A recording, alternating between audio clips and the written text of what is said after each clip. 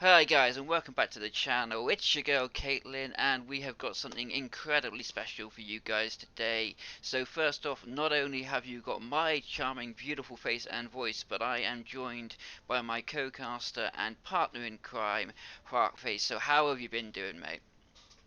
Hello there, Kate. I am absolutely amazing today. How are you yourself? Thank you for having me here. I am well. I'm hyped. We've got pre-patch coming tomorrow, and then this weekend we just had a absolutely fantastic, completely random spur of the moment 3v3 tournament out of nowhere. Yeah, absolutely. That tournament kind of came from behind us, just like a rogue would. It was very much a stealthy tournament that nobody accepted, but very much appreciated nonetheless. Yep, well, for anyone that's not familiar with what we're talking about, over the last weekend there was a tournament put on by the old school League of Legends player PDD. I mean, I'm sure some of you know him. I mean, you were sort of aware of who he was, wasn't you, Fark? Yeah, PDD was someone who used to play back in the day of early seasons of League of Legends. He used to be a professional League of Legends player in the Chinese region, most dominantly. His career skyrocketed in the IG team when they were fighting during the season 3, season 4, and season 5 era. And after that, he used to be a coach for a year or two. He had some decent success as being a coach. He kind of went quiet for a couple of years, and it looks like he's coming back now, trying to involve himself in the World of Warcraft TBC esport. Yeah, well, I think obviously, WoW Arena back in the day was actually pretty hype. It was taken relatively seriously. We saw a lot of independent tournaments, and if people like Asmongold, if people like PDD can, really bring it back and get the viewers and show Blizzard that this is what we want. And I can definitely say, I think both of us, we want more of this. Absolutely. The more the merrier is the motto right here. The more Hmm. tournaments we have, the more brackets, the more circles we end up having is the perfect solution for the current scene that is just kind of stagnant and really in a sleepy mood right now. We need to wake it up. We need to put a lot of hype into the scene so that all of the beautiful players get ready. They make their teams, they get their scrims in, the practice in, and then we can have amazing tournaments. Well, that's what, as you said, one of the things you pointed out is the format and how this certainly this tournament was mixing it all up with the four-player roster in a 3v3 tournament. I mean, what are your thoughts about that? Because it's the first time we've seen it, certainly. Yeah, it was very much different this tournament.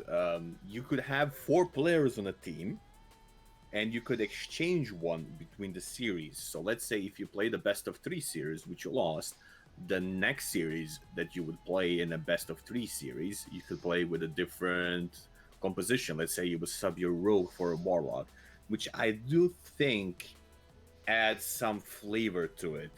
Might be harder overall for teams to really express their skill on the first glance, but when you think about it, there is a certain element to mind games and overall skill, like how well can these teams adapt, in my opinion. So I personally prefer the four-player 3v3 format. Yeah, I can definitely agree with you there, especially when it came to the mind games. And I think as the tournament progressed, this is new to us, but I think it was also new to the players themselves. So we saw them sort of adapting. These guys are good, and part of being good at this game is making adaptation to something new. So as guys, as we see throughout the upcoming video and all of the matches, we do see seeing these teams, adapting and doing some very sneaky little plays. But yeah, speaking of plays, actually, I can definitely say for myself there were some fantastic ones. Absolutely, there were so many good plays in this tournament. It was absolutely insane. Do you remember that Rogue Durant? Like the way he played just impressed me. Not necessarily the way he executed mechanically, that was there. I'm not disputing that. What I'm saying, just the way he stayed in the game mentally, he was almost tilt proof. Sadly, that team didn't go to the finals.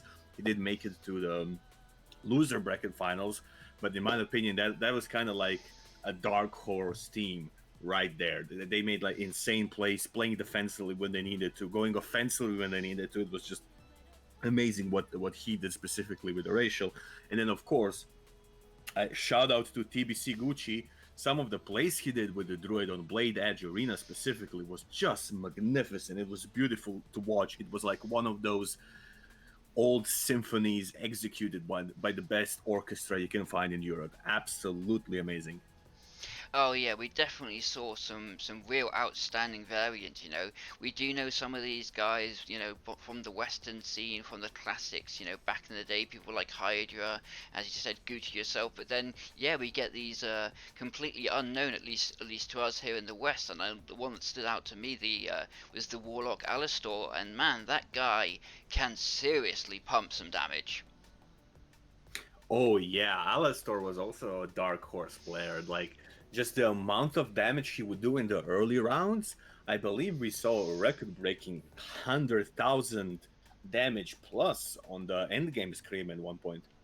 Oh, yep, no, I can definitely remember the 100K, and well, as we said, that's the exciting thing about having these tournaments when you get the opportunity to, broaden your horizons and include teams and people that, for all we know, they could be absolutely massive over there in China, whereas we've never heard of them over here. So it was brilliant to see see such fresh faces and such interesting takes and styles. And if nothing else, we got a warrior as well. Yeah, absolutely. It was refreshing to see a warrior in the arena as well. It was a very unique comp, something that traditionally here in the West we don't see that often. It was warrior, mage, druid, correct me if I'm wrong. But it was very interesting to see, specifically with the current Frost Nova and the way it is, the way it doesn't break immediately from Iceland. We imagined that it would actually see more success maybe over a traditional warlock in that place, but sadly they got knocked out at the loser bracket semifinals. Yeah, no, it was good to see, and well, as we sort of discussed briefly just before we started, having since cast that game, I've been playing a bit of threes myself, and it certainly seems that Chinese teams do really seem to favour that comp. It is something that I think the Chinese meta has just adopted, and it seems alien to us, but it's pretty commonplace over there. Yeah, that is very much interesting how in different regions we have different metas. Like there are certain differences between WoW Classic, the current iteration vanilla. There are certain differences between European and NA and Chinese in particular versions of the game. Like for example, they have tokens, we don't, and it exceeds like in game. I believe there's something about world buffs and stuff like that. The way they get them, I think, that is also different, but apparently the meta is completely different as well. Well, not entirely, but the solid portion of it is very much different and unique, and it's so refreshing to see all of these players coming from the Chinese servers and meeting the Western players on TBC beta and just clashing with their metas. Well, yep, it definitely became a best of the West versus the beasts from the East. But I think we will have to wrap it up pretty promptly here. Obviously, people will want to get into the tournament, and trust me, we've got over an hour of nothing but pure 3v3 to be getting through. So first off, obviously, a massive thanks to PDD for broadcasting this for all of us to watch, and then also a massive thanks to you, Fark, for just jumping in there out of nowhere, taking the bullet, and joining me for what ended up to be quite a marathon of casting. So, having said that, if there is anybody that's not familiar with you, where can we find you, and what can we expect from you if we're going to tune into some of your streams? First and foremost, thank you very much for having me for this event. Normally, I do not have a shoutcasting role. I do have a YouTube channel under youtube.com/Farkface Gaming, and you can always find me on Twitch under Twitch TV/Farkface. I do play a lot of Warrior and Paladin.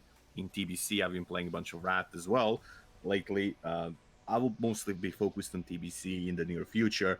But yeah, just a small disclaimer: I am not a veteran shoutcaster, although I'm an enthusiast about it very much. So once again, thank you very much for having me on the board, and thank you so much for dealing with my small grammar mistakes throughout the shoutcasting event. I mean, I didn't personally notice anything, and I sure definitely mumble and stumble from every now and then, so I'm sure it was absolutely perfectly fine. So that said, guys, we are now going to jump into the actual tournament itself. So I hope all of you enjoy. From myself, from Fark, enjoy it. As always, if you like what we do, then you can, like, subscribe, give us a follow, jump onto Farkcase's stuff, see what he's doing, see what he's got on. If you're a plate user, then obviously he is the man to look for. Otherwise, enjoy, guys, and yep, I will see you all in game. Okay, there we go. In this game we have Hydra, Ryva, and Tazar. They're playing Priest Mage Warlock, aka MLP. I'm And gonna. on the opposite side. I'm assuming that's a Shadow Priest. Is that Shadow? Is it not double healer? Or is it double I, healer? Lock. I think this is double healer. I think this is double Oh yeah, healer he's got Warlock. pain suppression. Yeah, he's got pain stuff, hasn't he? On Yeah, Oh, yeah, this exactly. is gonna. Plus PI is up there. Yeah, man. I mean, if they get the burns onto River, this could be quite nasty. And especially, with all of the shadow rares they've got from Shadow Prot and just a Warlock in general, I don't think Tazadar should be doing as much damage as we'd expect. And then yeah, if they can oom River pretty quickly and stop the evocation, this could be quite sketchy for the Hydra team actually. Yeah, I think they're in a tough spot. I mean, that Druid is gonna be hard to get as well. Yeah, no, in this arena as well, I can imagine if he kites around as well, if he stays away from the tomb and keeps the distance, like getting onto him can be quite tricky. But yeah, we're starting now. Here we go with the opener, and They're really starting. They actually have a late start. Quite interesting. Riva is pulling back together with Hydra. Okay, so we got Taz is going in. I think he just wants to get the dots initially, and Druid's out early. Druid's in the center as well. Going to be a big Nova here from River going in, and some nice damage and CC onto the. I couldn't tell who was getting crowd control there. I think it was the priest, but who are they on at the moment? No one's taking so far any they're damage. going on the enemy priest. They're going on the veteran. Apparently, the priest will be focused at the moment. Not too much damage is being thrown around. Mostly they're playing defensively for the moment. Yeah, early pain suppression The from the counter priest. spell goes on the Druid though. Well, when they get the CC off like that, he can't actually heal. He's still locked, and pain suppression is dropping off now. Mana burns from Hydra onto the enemy priest actually, but River is dropping super low here. I think we're going to see a block. Oh no, good line of sight from him actually. He's not Perfect line blocking. of sight. He does have Ice Barrier up. He's polymorphing their Warlocks, so they have no damage coming out as long as he's in that polymorph. I'd like to get him up, Hydra man. Get him up. Mana burns. Here come the mana burns. Psychic Scream from the Alliance Priest here actually. Really, really nice big Psychic Scream. It's all just a massive clusterfuck at the moment. But Hydra's mana is looking pretty low as well, unfortunately. He's about 50%. He's still got Shadow Fiend up though. And River as well, about 50% mana, but 50% life. Here come the mana burns from the Priest. But he does have a evocation available as well. And Cold Snap is on the table as well for him. Ooh, nice feed AoE there, right there. Okay, I mean, to be fair, Hydra's gonna be slowly but surely going down. Yeah, double healer just looking super healthy right now. It doesn't look like the double casters have been really being able to connect with that damage. But back onto the priest now. He's been feared into a really nice location. This could be some big damage. There's no pain suppression either for him. And do pay attention. There is still Innervate on the table from the Druid. Yep. Oh, big mana burn. Does still have MS. Big mana burn. So the dwarf priest is completely. He's got no Shadow Fiend either. River's at 50%, but as you said, he's got evocation. So, but Hydra's Shadow Fiend is out as well. Hydra's mana's low, and the Druid is looking healthy. Innovate's been used, but I don't know who on. I would have expected the priest, but it looks like it might have just been on himself. So far, their mana is looking really bad. If they push, they might get something out of it here, though. Hydra is not looking good at all. With his current values, mana is going down for sure. Health is getting lower. Those dots are rotting for sure. This is going to be really close game.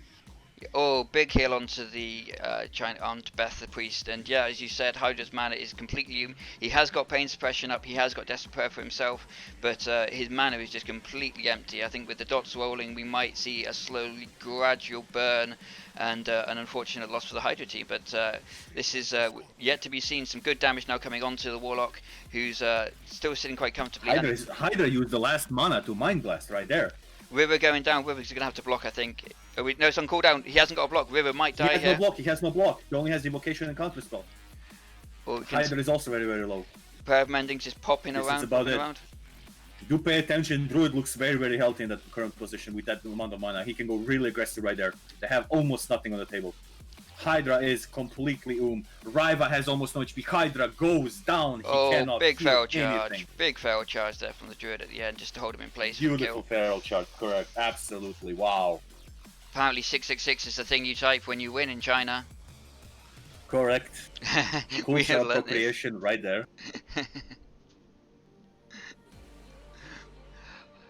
Can we see the damage values? Wow, 77,000 damage. Damn, coming dude. from the double healer Warlock team. That Warlock is insane pumping. amount of damage for the match. That is insane amount of damage. That Warlock alone did the same amount of damage as the Mage and the Warlock on the opposite team. That is absolutely insane. But yeah, as you said, it looks like you were right here with the Nagrand and just prepping it. Yeah, as we just talked about it, it is Nagrand. I mean, I wouldn't be surprised actually to see a little bit of aggression, especially from Hydra pushing in with these double fears. If we can get the double fears onto the double healers, then that could be really, really devastating, I think, and push them into some nasty positions. I actually do think they have a small advantage potentially, especially on the ground with the pillars if they play it correctly. There is advantage to be had. Then yet again, we assume the same on Lordaeron and Hydra was completely out of mana by the end of that game. So let's see how this ends up going, and let's see how much of impact is there going to be had from those tornadoes. Yeah, but, well, if the game lasts as long as we expect it to, we're going to be seeing the double tornadoes, which is even more meme-tastic. Correct, so, yes. You know, we love that. But what I'm interested to see as well, if in the last game, Hydra was before he even popped his pain suppression, so I don't know whether he's maybe going to make a conscious decision to pop that a little bit earlier and maybe negate some of this natural damage we see from the Warlock. Oh, big blinking, massive double Nova onto. Good and initial pressure here from River himself, but he's feared off, unfortunately. Yeah, by the looks of it, the Warlock really wants to start multi-dotting as much as possible. That is going to be the segue into this game. Yep, I think Polly's coming around. I think they're just sitting on this on Beth that Priest by the looks of it. I think they want to get some good pressure on. Blizzard just slowing everybody down again. Really big Novas here from River, but I think they're going hyper There was aggressive. a beautiful CS on the Warlock. Oh, the pressure yes, is nice. slowly down. Mana burns coming from The PI Hydra. is still on the table, by the way. He's not utilizing his PI early. Apparently, they want to really drain them out. Yep, I think we've got the oh, here the cyclone begins. Here it comes, the clusterfuck of cyclones. Oh, nice interrupt on the mana burn from Hydra. Oh, really big damage here from River. Really, really nice. Oh, fail charge onto onto the Hydra. Really nice, man. Really nice. I think you're slightly ahead of me, but we're going with it. Banish onto the onto River's pet as well. Really good control here coming from the from Alastor the Warlock. Yeah, currently, Hydra wants to mana burn as much as possible as they want. There is a nice polymorph on the enemy Warlock. It is going to be half a poly though. Well, we've got the Beth, the Dwarf Priest is actually pretty low on mana, and he's got no Shadow Fiend, whereas Hydra is still looking relatively comfortable with his first Shadow Fiend available, and still Cold Snap on the table for River. Absolutely, he still does Desperate Prayer and PS if it comes to the necessity of using it. Riva still has a lot of his toolkits left. Yep, we get the Shadow Fiend here from Hydra. We can just see it because unfortunately adverts are in the way, but yeah, damage onto River is starting to stack again. Oh, bit of a lag for me. And this is when it might feel like it's sort of beginning to feel like it's turning slightly in the favour of the double healer again. Absolutely, Innervate is still on the table, and look at that, Hydra is actually drinking right now. He did manage to recuperate 1,000 mana back. Yeah, really nice sneaky drink there from Hydra. Really playing the field. I think they know that they were, they could feel that swap of pace, and I think they're playing it really well at this point to try and recover and reset. And at this point, the Druid is beginning to drop on mana. He's got his Innovate up though, so maybe not. No, the Druid looks healthy on mana. He does have Bash, Bark Skin, Feral Charge, and Natured Swiftness on table. He is completely and absolutely healthy. But Beethoven the Priest, that is not looking good. Mana-wise, he also has no PS. This is maybe the segue into finishing the game for Hydra and Riva.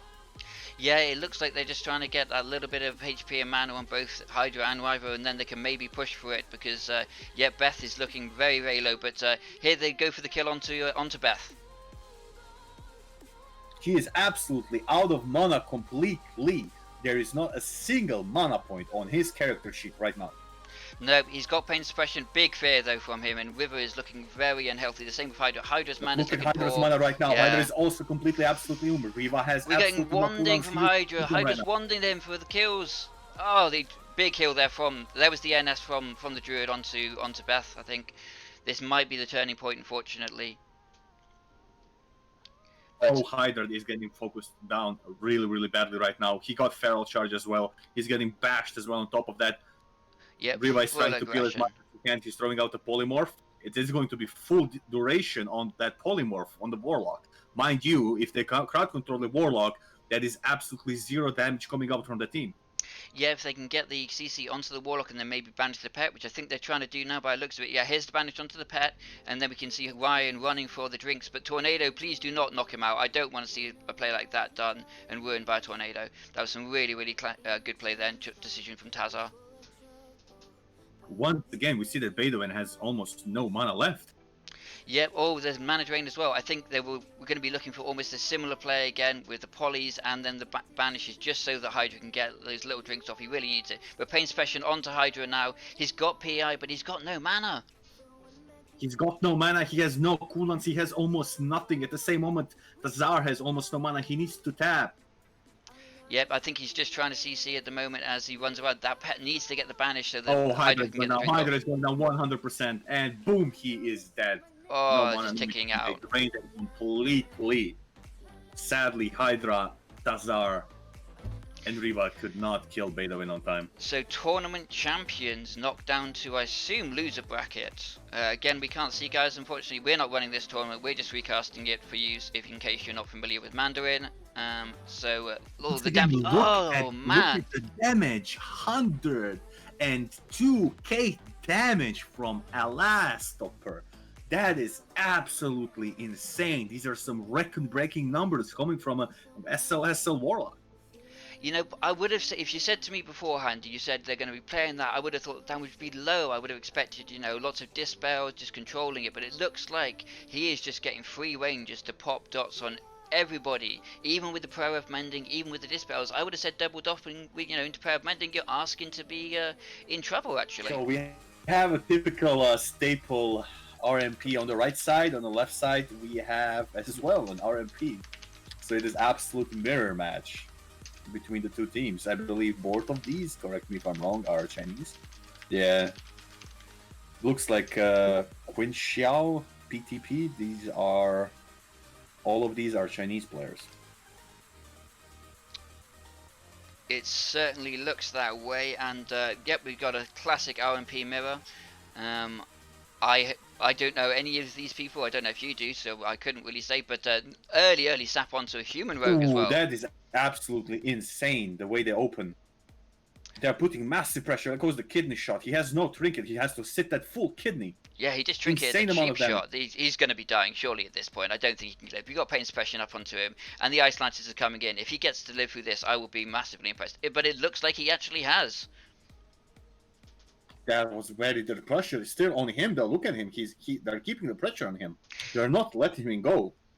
Yeah, you can see he's just trying to run, try to re-stealth, and is that, I think, another pain suppression popped onto the opposing, his own rogue. Get really early pain suppression. I like that as well. They anticipate the damage onto his own rogue, and he's been massively negated by that pain suppression. But look at Matata. Matata's pressure is going to fall off. They invested so much resources on the round that he needs to evocate. The pressure is going to change. Yeah, maybe now, but he's completely oom. Oh, this is going to be very, very, very, very, very close. He has no mana. Can't he finish it with one? Everybody is just completely oom. He did mana gem. Oh, beautiful. Cheat death, and down he goes. Oh, yeah, no, I mean, that was Alliance versus Alliance. This is, for anyone that's not familiar with RMPs, when you've got two Alliance teams, Alliance RMP is considerably stronger than Horde RMP in mirrors, just because for A, you really can't go into the priest because of stone form, and then B, as we saw, their perception allows you to get the rogue out, and if one team gets the rogue out and the other, you are definitely, working with an advantage from an opening position there. Alright, we have the same positions of the team as beforehand. The team on the right with Matata, Mao, and Shusei are on the right. They have one win to their name. we're going into game 2. All of these series, by the looks of it, are best of 3. So if they win next game, aka this game, they go into the next section of the winners bracket, right? Because we have winners and losers bracket in this tournament. Yeah, I think hopefully I hope it's double elimination. We're not entirely sure, but it makes sense to have double elimination. Single elimination seems a little bit superficial, a bit silly. But here in Lord 1, I mean, what are we expecting to see here, Franks? I would actually imagine that currently at this point, what they're thinking about the Mouse team is they're probably thinking about let's go aggressive as they can and just secure the second win, and we're going to the next match. Yep, I'm very interested to see if they both go for the center of the map, or whether one of them wants to sit back and maybe avoid that sap. Is Maodou going to be scared after what happened? Oh, sorry, is Durant going to be scared after what happened to him last time? And it looks like they are actually. It does look like they are going to turtle and try and. Yes, they are turtling. They are turtling. They want to avoid that loss by any cost possible. There is 8 seconds on that perception from him. This is actually really smart, because I don't know if the UI is correct, but that perception was being used. Yeah, if they've used the perception on Mao already, and yep, he used his own perception to try and he's baited out the first one, and now he's going to go into reverse. And oh, this might priest be the is sap. They can clean the priest right here. Oh, he's opening on a mage already. Matata is under a lot of pressure right now. Early blink back, and we've still got that sap going on to Quinn as well. Good pressure onto Matata. Oh, it's Durant who is getting pressured again. Hard pressure on him. They decided obviously that's the way to win, and he is getting absolutely demolished here with this damage. I don't know where it's coming from. That is a beautiful ice block. That is a very late MD coming from the enemy priest. Yep, Polyon, and we got trinket from Matata, and yep, all full blind onto Durant, just slowing down with pain suppression. The pressure has really been kicked off, but soft reset here with both vanishing rogues, and I think everybody's just going to chill for a little bit. And perfect little blink there. By the looks of it, they really want to go for Matata. They're really focusing on him, while at the same time Durant is being focused on the first team from the Chinese league. Durant is getting heavily pressured here. Wow. He's got nothing left either. All of his cooldowns are going down. But a word cross kill onto the enemy mage. We're going to go to a game 3 by the looks of it. That must have been an eviscerate crit, ladies and gentlemen. That was a very fast execution. Although, no, there's no way. There is absolutely no way to win this. Yeah, no, I think. Well, one of these. No, I think what happened there, if I remember correctly, running back, I thought we had Durant doing a shadow step cheap shot onto Matata, but Matata actually prematurely blinked, I think, and as a result, he got caught in a cheap shot when blink was down, and he still had hypothermia from the block, which is what I think created that opportunity and that pressure. He was almost just too fast with the blink after the shadow step. But yeah, very impressive and nice swap from the Durant team to change that. I think this is the exact point where mind games kick in. What Durant did was absolutely intelligent and beautiful to see in execution. He was sitting back defensively. He waited out the perception coming out from the enemy rogue, then went in. He sapped the priest and then managed to get a really good opener and not really giving them the tempo. What's going to happen here is, most certainly, in my opinion, the mind games. This is going to be a fun match. This is going to be an amazing match. Yeah, well, we are about to just start here, and we will we'll be seeing what they decide to do. I mean, the other interesting thing, obviously, is they're not going for.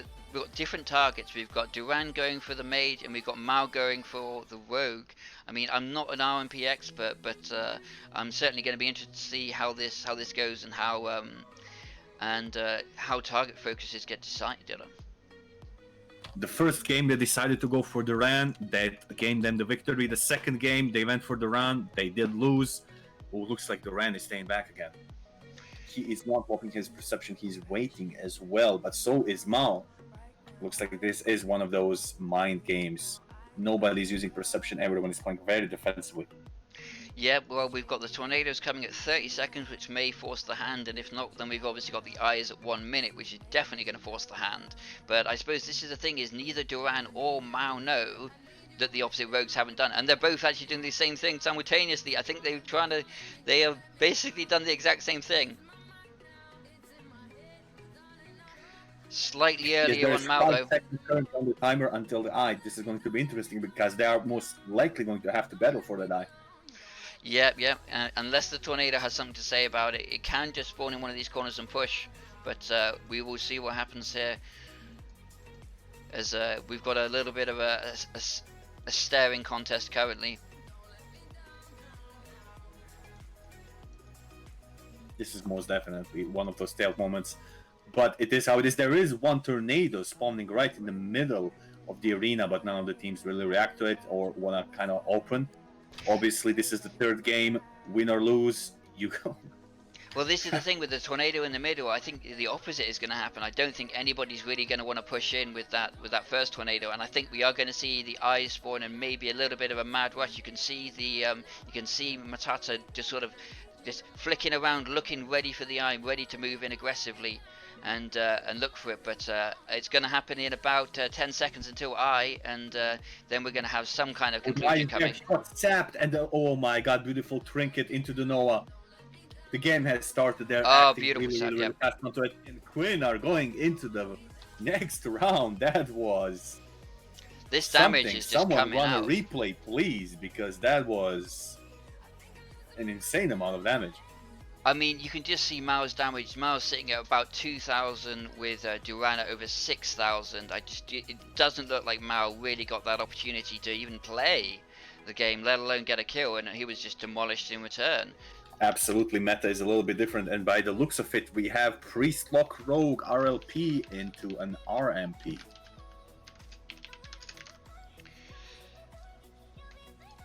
So we have got, we have got Mirr doing. Is it Mirr on the? No, it's not. Oh, I can't actually tell because he's not using his real name. That's frustrating. But yep. So we've got RMP versus RLP, but I think it's Mirr on the RMP.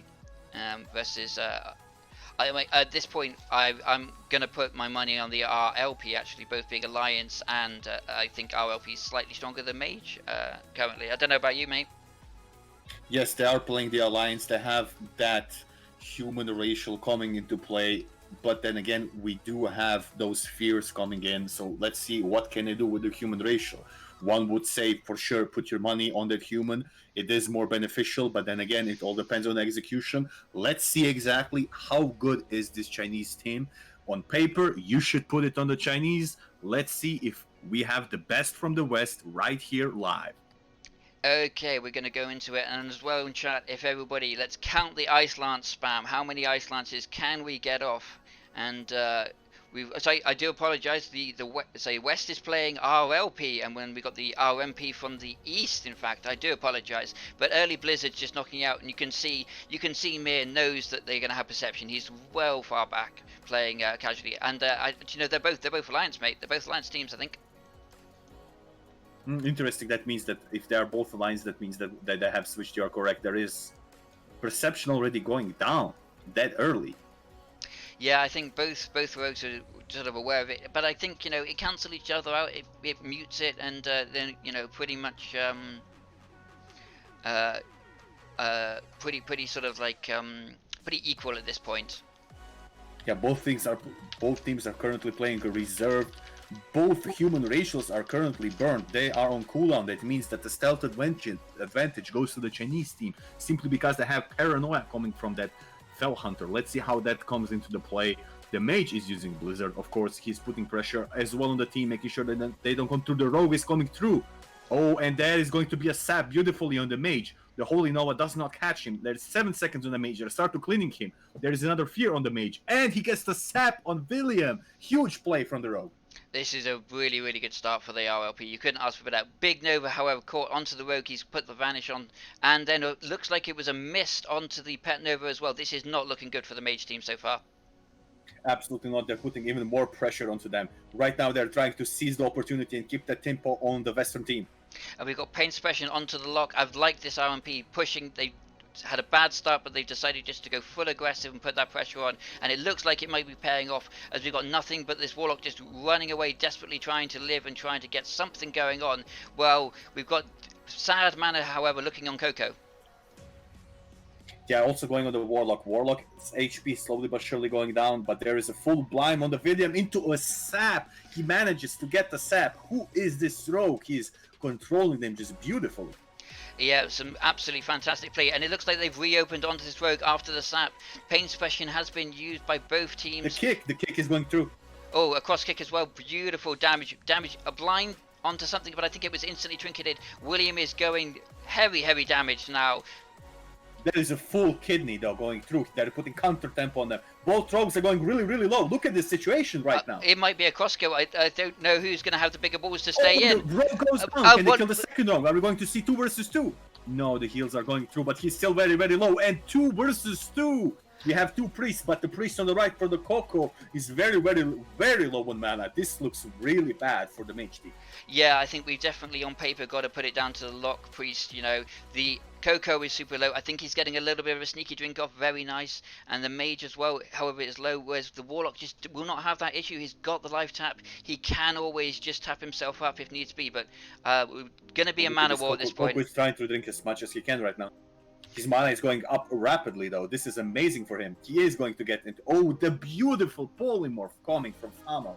Yeah, Famo definitely knows how to win this. They know they're in a bit of a bad position, so I think they're just going to drag it out for a little bit. Really nice fake there as well from Coco onto the spell lock. He's going to be able to get those heals back onto Fam. Yeah, Xiao right now is really putting as much pressure as he can. And Coco is under fear as well as double fear. Beautiful positioning from the priest. Really big fear. Double mana burn onto Fam, or single mana burn into a silence. I think Fam is now completely He really needs to run, and he's got the evocation going off in a really good position though. This is really good for him. Evocation is going to give you some mana back, though. There is the ultimate pressure coming from the Warlock. This is going to be an amazing 2v2. There is a lot of mistakes on the line that cannot be made, and it's a really hard matchup for them.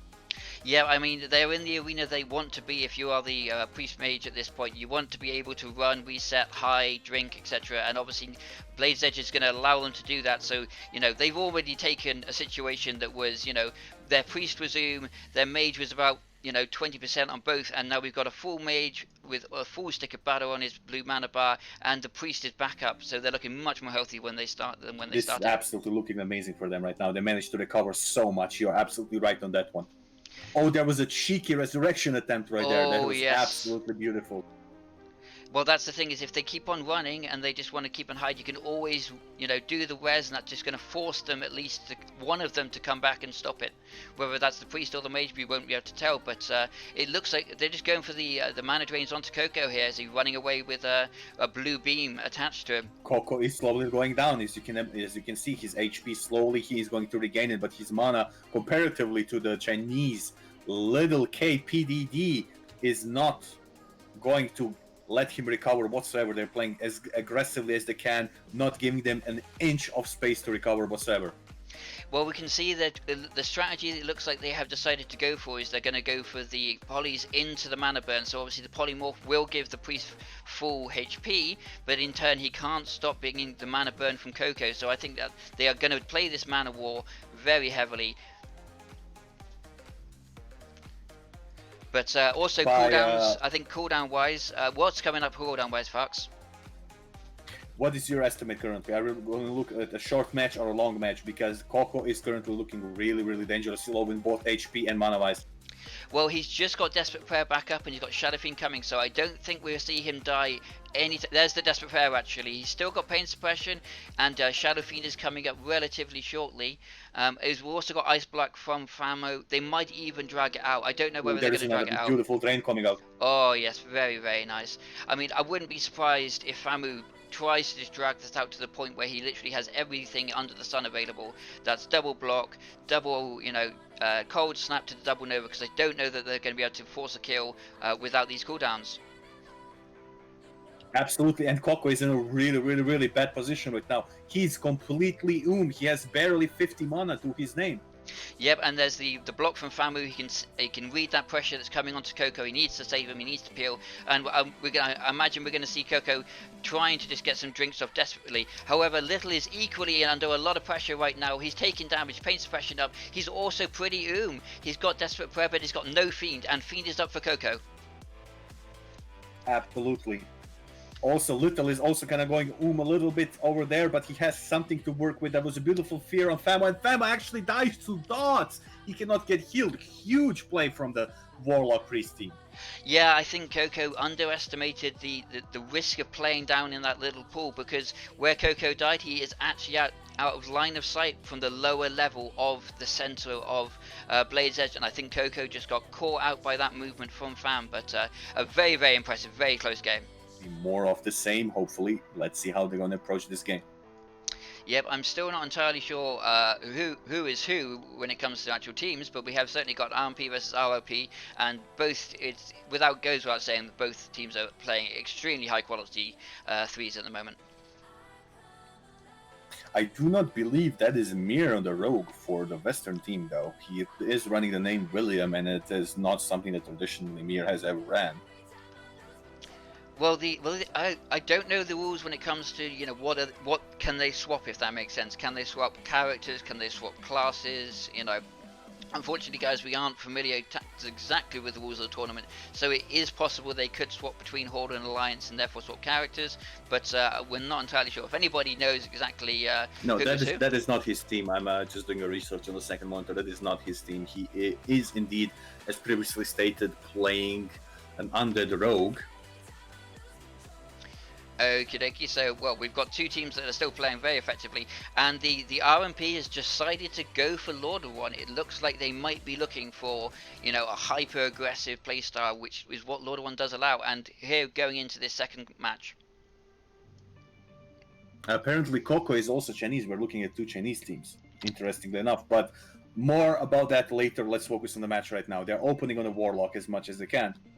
Yep, and as we sort of discussed, we've got this very hyper-aggressive playstyle coming in from the RMP. They've chosen this map, which is smaller. There's less line of sight, and it's a really early pain suppression onto the Zhao, the Warlock. Yes, absolutely. You can see the effect of crippling poison on the Warlock. There is no way he can remove it. He's really stuck there with no mobility whatsoever, and they're putting hard pressure on him. There is even water elemental pushbacking a little bit, but he manages to get the fear on the mage.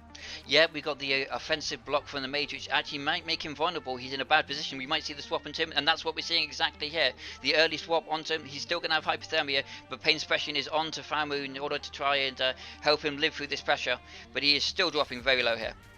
He's very, very low. He might die here, right now. He does have ice barrier, but he has no mana shield up, and he goes down. I mean, that was a brilliant read. Oh, well, Zhao is still pretty low. This might not be over. This might not be over. He has absolutely no pressure. He has absolutely no room to mana tap whatsoever as well. Oh, he did tap once. Beautiful, cheeky play right there. And then Little is, however, his priest is completely whereas Coco is looking relatively healthy on the mana, or certainly more so than Little is. So he may be going down now to the pressure. He gets the kill. We have 2 versus 2. Another 2v2, and again, I mean, you've got to put it onto Coco, I think, at this point, purely from a mana point of view. Both priests are though, but there are some currently dots sticking. Let's see if they do make any kind of difference. Yeah, we get a big kill onto William from Coco, and Little is getting some sneaky drinks off somewhere. This is looking very, very bad, or very good for Little, and not so good for Coco. Both priests are drinking currently, although William has less HP. Let's see if that has any impact on the outcome on the game. There is a fear currently going up. He is going for a greater heal. Oh, boom. Fantastic heal fear. Comes through. Wow, beautiful fear right there. We got a little bit of paramedic, and he's feared in the wrong direction as well. It looks like we got cheat death. He's just living on the very tip. He's got on the magic pixel right now. Aggressive wow. Shadow Step in, going for the kill onto William, and down he goes. Beautiful kill and beautiful execution. Looks like they're going to get their second game. They're through. Yeah, man. I mean, that was a very, very clever, aggressive play there. I mean, I would, you know, when my cheat death had gone like that, I'm not sure I would have been the one that was going to be, you know, going in for the Shadow Step kidney shot. But he got it, and he got the kill from it. Very, very good decision making there. Beautiful decision making, as you said, and you know, sometimes the risk is worth the reward. 2-0, he secures the win for his team, and they're going through the winner's bracket. This Hydra going in, interesting enough, Hydra swap for Gucci. Right now we are seeing a veteran that we know from the TBC Western community.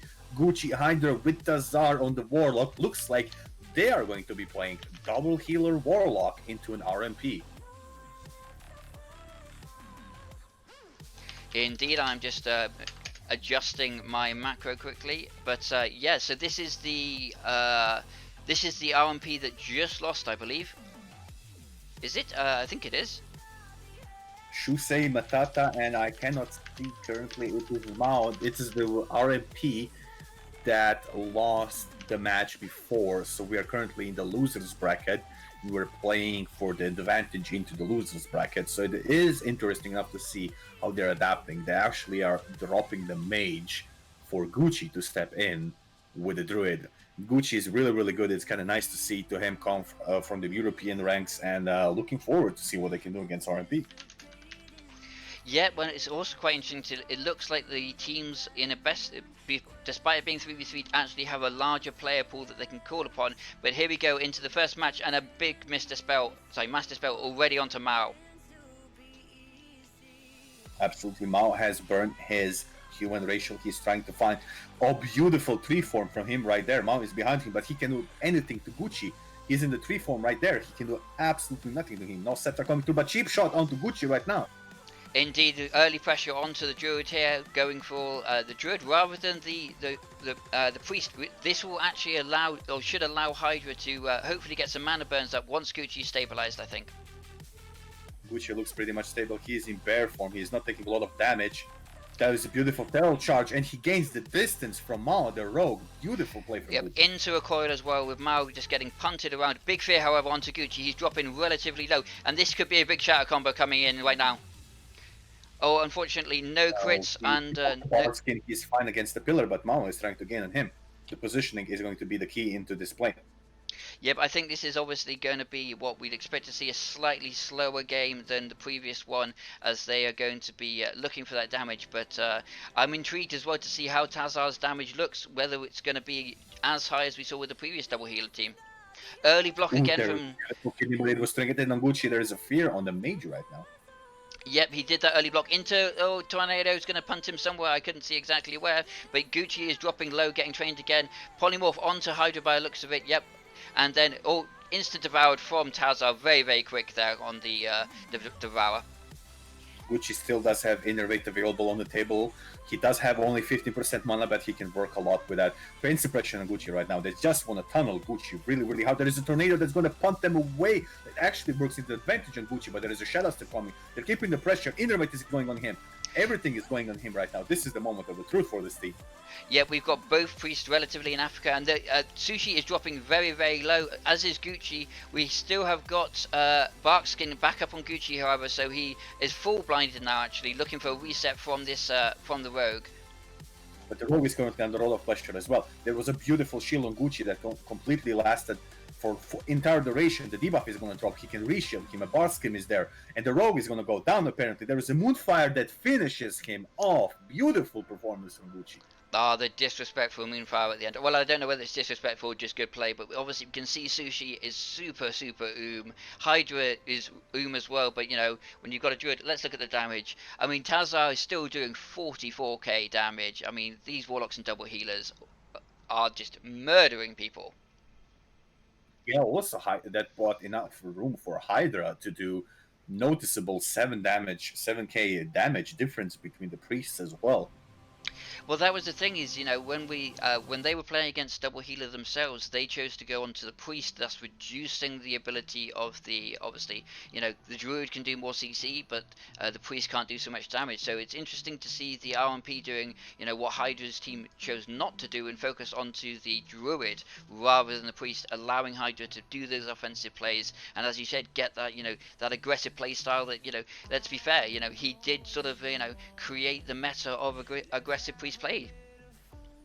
It is also quite interesting. I don't know if you caught it on camera. We could see how one tornado punted the RMP priest into the direction of Gucci and brought him an extra dispel, which in return resulted with more pressure onto Gucci. But nonetheless, he managed to really put the work into it and survive.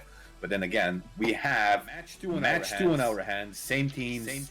Double heal Warlock into RMP. What is your idea about this match? I mean, I'm quite curious that they actually chose to go for go for Blade's Edge. I would have expected Lordaeron. I would have thought they would want to, be holding them together, going for that aggressive playstyle, rather than a map like Blade's Edge, where I feel that this Druid in particular, if they're still going to go on the Druid, is going to have the opportunity to move around quite a bit more.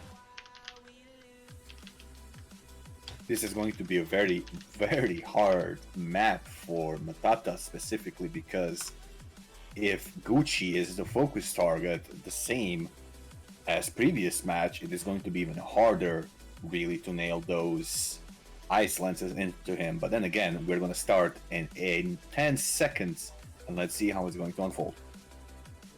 Yep, I mean, I'm intrigued to see if either of these teams decide to play it down on the ground, or whether they're both just going to sit on the bridge. I mean, you've got to be feeling comfortable right now as the double healer, though, I think. Absolutely, all of the pressure is on Matata, Mao, and Shusei.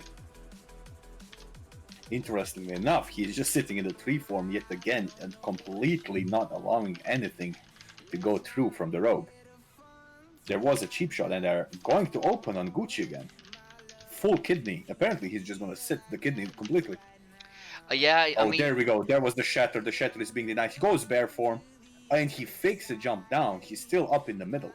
Oh, tries to. However, the rogue is not falling for those shenanigans, and this is a lot better pressure actually than we saw in the first game onto Gucci, as he's sort of just desperately trying to run around. And as you said, I think the damage from the mage is much more impressive. Down to the ground we go. I think he can fail charge up onto the priest if the priest isn't careful though. And we can see the priest Sushi is in big trouble right now. Look at that damage on Shusei right now. He's really low. Oh, the incinerate crit. That incinerate crit, using incinerate rather than searing pain, taking advantage of the possibilities that you get from playing that damage. But yeah, I think he looks relatively safe now as damage going back onto Gucci, and Gucci actually jumping this time. Big fear of looking like it's going to be hitting right soon. Yep, there's the fear onto Gucci. Look at the mana levels currently on Gucci's team. They're all currently really low in mana, but there is the Shadow Fiend being dropped. Both teams are currently losing Shadow Fiend. Yep, so we've got at least the one from Sushi is actually connecting to Gucci a little bit, with the Druid being able to kite and move away from it. Unfortunately, sometimes Gucci's drinking right now. Oh yeah, he's drinking. He's got Innovate up as well. He's going to have a full stick of butter in about 10 seconds. 3 seconds. There we go, full stick of butter. But then damage coming on to Mata. Absolutely. Look at Shusei. Shusei needs to drink, but there is that cheeky pet biting on his leg right now, not allowing him to drink. All the pressure currently is on Shusei's team. He cannot get a drink for love of his life. Hydra doesn't have a lot of mana, but Gucci is right there to support them. They're going on the Mao. Mao is low, and he's dead. Once again, Gucci with a Moonfire coming through. That very clutch little bash there, man. Look at that beautiful 1,800 damage to secure the kill with the Moonfire. That was a very fast but interesting match for sure. Yeah, I mean, I think it was a bash that secured it right at the end there as well. He did actually have Cloak of Shadows up, but because he was stunned, he wasn't able to use it. You know, maybe he should have preempted the damage a little bit earlier and not been so risky, but yeah, no, slight misplay. So that means we have got the RMP is now knocked out, and Hydra will be advancing to play the winner of, I believe, Mirr versus the team, but we'll get the brackets up shortly for you guys, and we'll see what's happening. Of Warrior. I am very much a Warrior enthusiast myself. I really want to see how they're going to fare. Normally, you do not see WMD. Normally, it's a WLD, but with a mage, it's going to be very interesting. Yep, I mean, you've obviously got mages in their current form feeling very strong, but I mean, the concern for me off the top of my head, and I'm sure you can tell me more, is how are we thinking about this Warrior without a defensive dispel? Without the defensive dispel, it's going to be very hard. It is pretty much Mirr's game to lose, in my humble opinion, and is very much Warrior's game to win. He will not be able to stick on that mage whatsoever. If anything, the mage is the one who can control the Warrior fully, either through those nasty Frost Novas or whatever he wants to do with the polymorphs. But the Mirr opts into going on the Druid right now. There is a full kidney. He's going to sit into the kidney.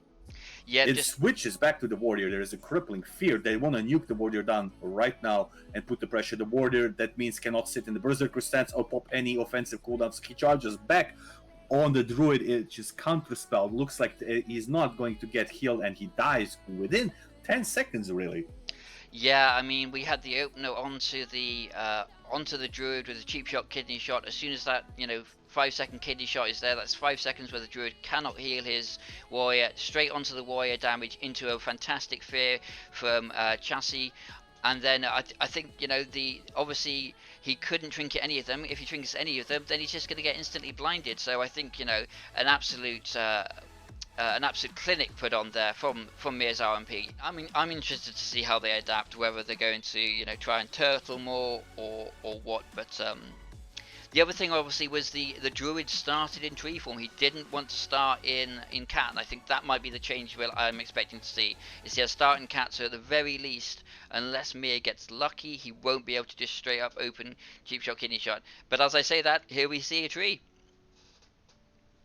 Absolutely. I mean, he is currently in the tree form, and if anything, we can base this on is that he's going to start in tree form again.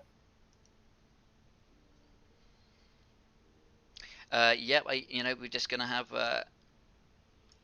an interesting start. I mean, I'd hope to maybe see the mage coming back a little bit and getting some assists, even if it's just, you know, a couple of polys. You know, Mirr does have the, you know, the cooldowns very early on to burn, but, you know, it doesn't take much to really disrupt that sort of, you know, perfect lock that he had from the previous game. Yeah, absolutely. And PDD doesn't have a lot of options in terms of polymorph. He cannot really polymorph the rogue, simply because there is the priest on that team just putting the pressure with a defensive dispose. But let's see what happens in this game. Yeah, I mean, warrior obviously going slightly more aggressively than, and I think we got a shadow melded tree currently, but he's in combat, and it looks like we're gonna have Mirr opening up onto the Druid again, but he's already pre-hotted. More of the same. More of the same. He's opening with a tree. He's going into cheap kidney. There was a beautiful gouge in between. Okay, there's a polymorph from the warrior. Apparently, they're gonna switch the target for this one. Yep, it doesn't look like they're feeling the same way. We did have some very nice pre-hots onto the Druid, so he's looking a lot more healthy than he otherwise would have. And Chassis is taking a lot of damage when this polymorph breaks. Unfortunately, there was a resist onto his intercept. That is not what you want when you're a warrior, and your Druid is taking the damage he is. Oh, there was a beautiful stun in the humanoid form. He has absolutely zero armor in the humanoid form. He's taking an increased amount of damage, and he goes down like butter. I mean, and down he goes. Yep, straight down, as you said. Caught him in the caster form, not where you want to be. No bark skin. I mean, he had feral charge, but beyond that, I don't think he really had a lot of options to get purely away from that aggression. But I mean, I think to a certain extent, it does come back to the you know, no defensive dispel onto a warrior versus an RMP. You've got to be, you know, you're not going to see a lot from this warrior. But let's see what the damage was like. I'm expecting, you know, sub 2,000 damage from this warrior, unfortunately. Unfortunately as well. Yeah, as we can see, he did a little bit of damage, but combined 20,000 damage, and if you look at it, the enemy team did twice the amount. It's not something that really you can handle in a short amount of time. That is 1 minute 30 seconds this match was. I mean, it's good to see. Obviously, he was gnome as well, so we had the escape artist. But I think we needed to maybe see a feral charge onto that polymorph. But you know, and obviously the resist from his actual intercept onto the priest is never what you want to see as a warrior. But I'm happy to see warriors being used. And as we said, this was the upper bracket. This is the time maybe that you want to be experimenting with stuff that you think might work. Because if you do lose, then you've always got another chance later. Yeah, absolutely. Just based on talents, it looks like that the Druid has nature, swiftness, and feral charge, and I also assume the rules of the tournament do not allow them to respec mid the tournament. So we shall see what is he running against. Okay, well, we see both of them starting straight up onto the bridge rather than below, I believe. But slow start here as the rogue is looking. Oh, nice stuff onto Alastor. That was a beautiful set, but he's currently sitting in a bash and all the tempo drops down. Yeah, that's going to reset it. And the previous time when we saw Alastor doing, you know, 80 to 100,000 damage just by himself, so I'm intrigued to see if he can keep those numbers up in this match. But pressure onto the priest already. I don't think they want to see those mana burns from the priest. No, they're most certainly making sure that the priest is under the full lockdown and does not have any kind of leeway whatsoever. The rogue is just training him all the way, but there is a chastise coming through, and there is a beautiful shadow step kidney under the priest to keep the pressure on him. Yep, I mean, he's running. He's still going to have Stone Form, I believe, and Desperate Prayer, but this initial pressure is looking very promising from the RLP. Mana-wise, equally solid for both teams, I think. Absolutely. And here's Alastor coming through with those multi-dots. As you can see, the HP is being slowly but surely drained, and it does creep up onto you before you know it. Cyclone coming up onto, I couldn't quite see who, but we got some Cyclones. However, the Druid's mana, BMP's mana this round looking much less healthy than it was the first match we saw them playing. And absolutely, it is completely different. Beethoven is still under a lot of pressure. There is a potential drain going that way. They broke off early, and there is a pain suppression on the Rogue, and apparently Beethoven is under a lot of pressure right now. Yeah, Beethoven is going to go down pretty low. We have got an Innovate on BN as well, but I don't know whether it looked like it might even have been dispelled. His mana is not ticking up the way we'd expect it to be seeing. Apparently his Nature's Victories is currently up, but he is not using it. They're losing a lot of tempo here right now. They have to switch on the Warlock to keep some sort of tempo up, but apparently all of the tempo that is going on is completely lost, and Alastor is just going to redeem even more value on the resources right there.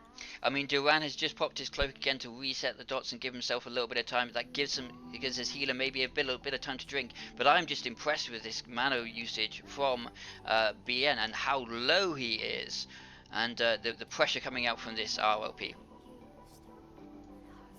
Absolutely, and he has been in a full fear right now. He's coming back, but he's very low. It looks like there's going to be full killing that has been triggered, but the run is going really low right now. He has no cloak, mind you. It hits still 40 seconds cooldown. He is trying to connect with the priest, but he can't. He's running really low. That is cheat theft, and he goes down as he's falling down.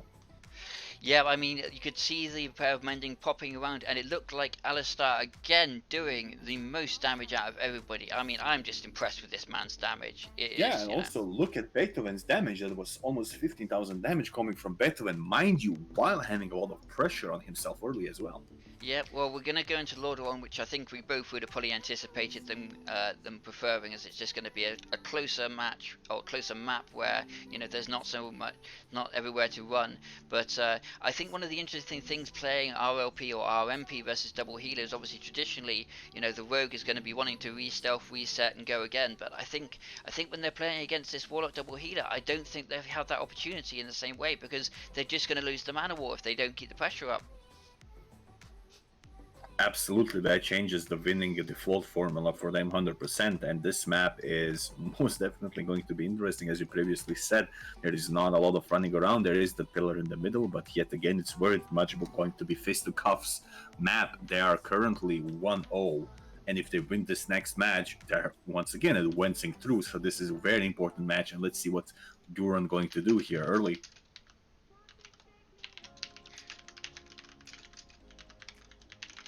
Indeed, I think we're going to be opening up here. I'm intrigued to see if they can get that really nice sap off, but as you said yourself at the time, sap straight into a very early bash from BN, basically nullifying the aggression. And here we go, straight into the sap and back onto Baith.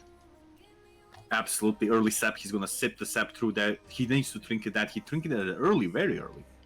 Yeah, very early trinket, just looking for this hyper-aggression, and we can see the rogue popping basically every cooldown under the sun, including Garrot, and Beethoven is going very low. We've got to see something coming here. Dwarf racial, he completely loses tempo on him, absolutely. Yep, so we got, and then this is probably going to be the second round now, but we still haven't even pushed NS. We've got pain suppression, finally stun cooldown used by the double healer being, you know, pressured from the rogue.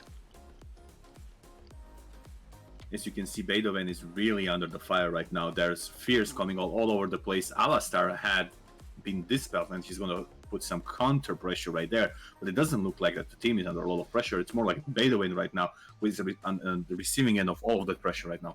Yeah, Beethoven with a very big, nice fear there, and a massive heal going back in. What I kind of want to see from this RLP actually is maybe look for the banish onto the pet, and then a swap onto Alastor. That's going to stop the damage, and it's also going to give them the opportunity to do a kill that maybe they're not expecting. Look at his mana; he's completely Beethoven is absolutely completely He has nothing there right now. Yep, there's no mana on Beethoven. Decent mana on Quinn, and BN again is solidly. Beethoven going to go down, I think, at this point. The damage is insane. Is going full fear. He cannot peel for him. There is a clutch fear at the end, but he's getting drained. He has once again no mana. Everything is on BNP. He does go with innervate up. He's doing his best to heal him up. He's trying to remove those poisons, but the rogue is going to be on him, putting in more pressure. And innervate just got dispelled. Curse of exhaustion. Look at this. Another fear. Beautiful. BNP cannot heal. He's getting mana burn. Yep, Shin is going to mana burn even more, but he's trying to avoid. This is really, really clutch. I think they Everything just need to depends right connect. now what they're going to do. They've got to. Oh, he cannot drink. He cannot drink. This is really looking bad. Nobody has mana anymore. Well, as Shin does have some mana to apply even more pressure right now. Alastor is trying to peel, but he gets silence from the pet. Cheap shot on Beethoven. Full kidney shot. Wow, he's going to go down. Yeah, I think it only needs to. Oh, the fear coming in, but it's a touch too late. Oh man, that was some. I think the call there was the Quinn. You know, big fears, and then he must have been getting some serious mana burns throughout that match. I think. Absolutely, the mana burns for Quinn were absolutely crucial right there. Absolutely crucial, and there was the fear at the end. The pet was on the priest. He could not drink. It secures them a tie. Yeah, and they're going to play a tiebreaker. I mean, I think this map is always a little bit tricky for Druids to play in because obviously the Druid is BN is playing the natural position that Druid wants to be playing, where he's sort of skirting around the middle. But in doing so, when he pops Innovate, he doesn't have anywhere to line of sight. So he innovated pretty late there, but it just instantly got taken by Quinn. You know, a very, very quick dispel on the Innovate, and he just didn't get the mana back that he had been previously in the previous couple of matches. Absolutely, this is going to be interesting. Now, if I were a betting man in a clutch series like that on Alastor's team, I would play for the Tornadoes 100%. What is your take on that? Yeah, I think they're going to feel confident, and they've got the mobility as well. You know, Tornadoes obviously move relatively slowly, and you know, one of their team at least has got a travel form, whereas the ROP just doesn't have that movement, and they're much more likely to get caught into it. You know, not to mention obviously melee as well. I think melee do get punished a little bit harder by Tornadoes. Absolutely, that gap closer from Shadow Step is going to be really, really crucial. Let's see what happens now. We have seen Mirr getting punished by it ever so slightly in previous matches in a different tournament as well. But what is going to happen with Durant? Is the bad Tornado going to end his career, or is he going to win because it's going to push target into his melee range? Let's see. Yeah, I mean, I'm going to sort of hope that I'm expecting this ROP just to go straight in aggression, and I think they want to be playing as fast as possible and as much time without Tornadoes, honestly, on the map. But we will see how they go. We've got the early sprint coming from the Rogue, and it looks like they could be going for that aggressive push. We got the Perception out from Alastor as well, especially with Perception and Paranoia from the Warlock. You can see a Rogue from an awful long way away, and then we go to Shadow Step Sap. Very, very nice. Beautiful step. Look at that! Look at that Sap. It was beautiful. The pressure is all on the team right now. Early PI for Shin. They really want to go for it right now. Beethoven is still feared. He is on the mount. He is going into Africa right now. Yep. And he manages to beautiful jump from the mount into double fear, forcing this pleasant trinket. Yeah, we had PI dispels the entire time he's on the mount, so while he wasn't taking damage, he was getting completely cleansed, so he's going to have absolutely nothing left that can't just instantly be dispelled. And this pressure onto him is getting absolutely mad with the Death Coil as well. This is really bad positioning. He needs to do Dwarf from Desperate Prayer, heals into full, considering he used Warlock Stone as well. Behind the pillar, this is a miracle the way he survived. Yeah, we got the Dwarf ratio into the NS and Stone as well, just topping him off. That was a very, very big heal. He's still got Desperate Prayer, but this time around he will not have the Dwarf ratio, so Wound Poison will still be on him. Oh, and the Crippling Poison has just expired, but he goes into full kidney while the Druid is in full fear. This is maybe the kill opportunity depending on the recuperation of the Druid. But there is a beautiful coil coming on the Rogue from the Alastor. Yeah, I mean, this is the time when it's going to maybe begin to turn, as we've seen the RLP burning all of their cooldowns. If the Warlock can get a good couple of fears onto the Rogue, then he will probably be forced to, unfortunately, peel and play slow. But we have Pain Suppression. There's the PS. Into another full kidney onto him. This is going to be some damage. Oh, nice really block onto the mana burn as well. Oh, and another fear, but he has been cleansed into PI on Beethoven. He's running on the opposite side, gaining distance, but it's not enough. He goes down. Down with Desperate Prayer, still up. That is not how you want to go as a priest, but it's his winners, guys, so we will see the double healer again, but you know, what an absolute fantastic display of aggressive play from the RLP. Absolutely beautiful way to lock down there. They really played it really well. Double fears into the Druid, he cannot assist Beidou and the Priest, and they just managed to go down. I'm not sure if there was the Fell Hunter Salads in the end that was clutched and he couldn't Desperate Prayer. He did his best, he did get out of sticky situations, but at the end of the day, he couldn't really survive the ultimate oppression coming from the RLP. Blades Edge Arena with Gucci, Hydra, and Taza versus Little, Zhao, and Zine. I hope I'm pronouncing that correctly, but we have got, so it will be the RLP versus the double healer, and we were just gonna get into this match promptly. I'm hoping to see some aggression, I think, from this RLP. Certainly in this arena is always good for Druid comps in particular. Just the mobility and the layers available, and equally with Warlocks. You know, they dots don't require line of sight, and this map does have the greatest amount of line of sight compared to something like Lordaeron. So you know, I think this this opening match is definitely going to be favouring the double healer purely from a map perspective. But when you haven't played, you know, against you know, teams from different cultures, they're going to play in ways you simply don't expect, and that can catch you out. And I'll be interested to see if we do see something unexpected. So previously the ROP were training the priest, so we may expect to see the damage coming onto Hydra, or we may expect it to come onto Gucci, but either way, here comes the opener now, and this is going to hopefully look for the sap onto somebody, but no. Oh, they found the rogue. Yep. Oh, the rogue has to trinket. Look at him. He has no trinket right now to his name. He's going aggressively, though he gets feared. They can. Oh, that has been dispelled, but it is too late because of the line of sight. Gucci is going for entangling roots right now and handling himself really, really well. Full HP, full mana. The resources are on their side right now. Yeah, it doesn't look like he wants to burn that early cloak, even though it might have been worth it. He'd already burnt a couple of cooldowns, but I think he's just hitting whoever he needs to. It's been some very, very good control here from Gucci so far. Absolutely, Gucci is handling himself really, really well.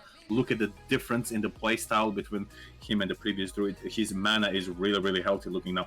Yes, this is Blade Edge Arena. The map is in his favor, absolutely, but just the resource management is amazing. Look at the pressure currently going on the Xian, the Rogue. Yeah, it feels like the Rogue cannot get onto anybody right now. I mean, this is an absolute scoring. What a cheeky little stealth into a pounce there from Gucci. I mean, he is just styling. He's feeling himself right now. And, you know, you don't blame the man when you're playing this well. But, yeah, a little bit of heal onto Hydra, and he's just looking so healthy compared to the little on the opposite Priest, who is just dropping low, along with Zine as well. Both Rogue and Priest dropping very, very low now. Absolutely, Hydra is just now getting some pressure. He has been pressureless for so long, which you can also see on the enemy team. I mean, the Rogue is currently sitting on 20% HP, and at the end of an amazing amount of pressure. The mana on their Warlock also completely running low. The littleKe is okay-ish in the terms of resources. Oh, but that is an absolute massive heal hitting everybody there. Hydra is low on the mana, and Gucci actually got hit by that heal, sorry, by that fear as well. He's got Innovate on himself though, so this might actually be the chance for the RLP. If they're going to win, I think it needs to be in the next 30 seconds or so.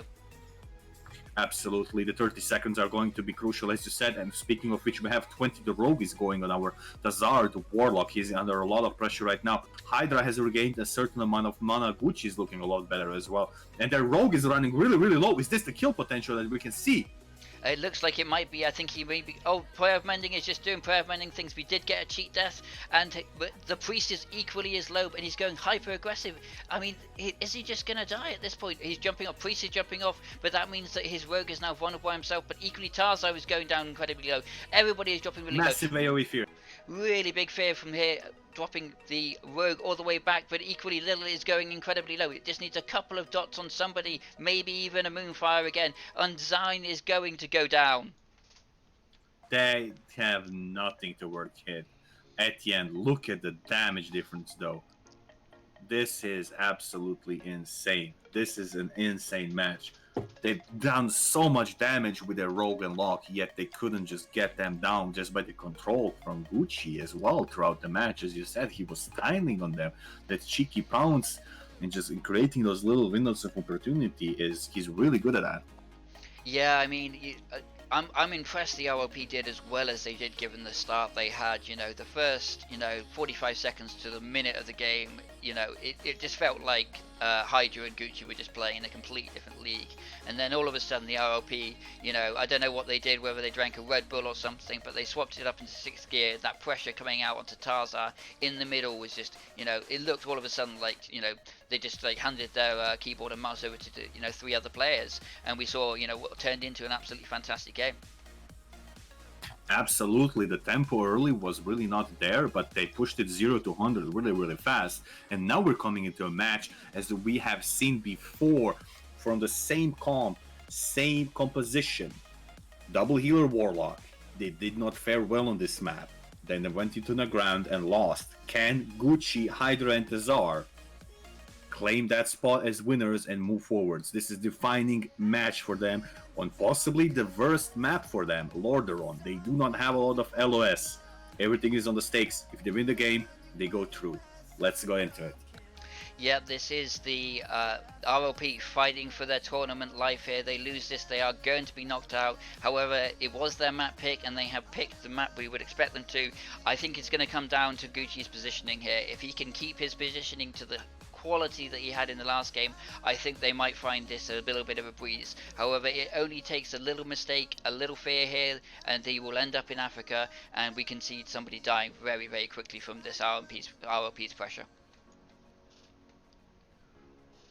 Absolutely, they had a lot of pressure last match. As we saw, it was Blade Edge, where they had a lot of leeway, a lot of room. This is a different match. This is close quarters, fist to cuffs. This is going to be very interesting. Who is going very aggressively right now?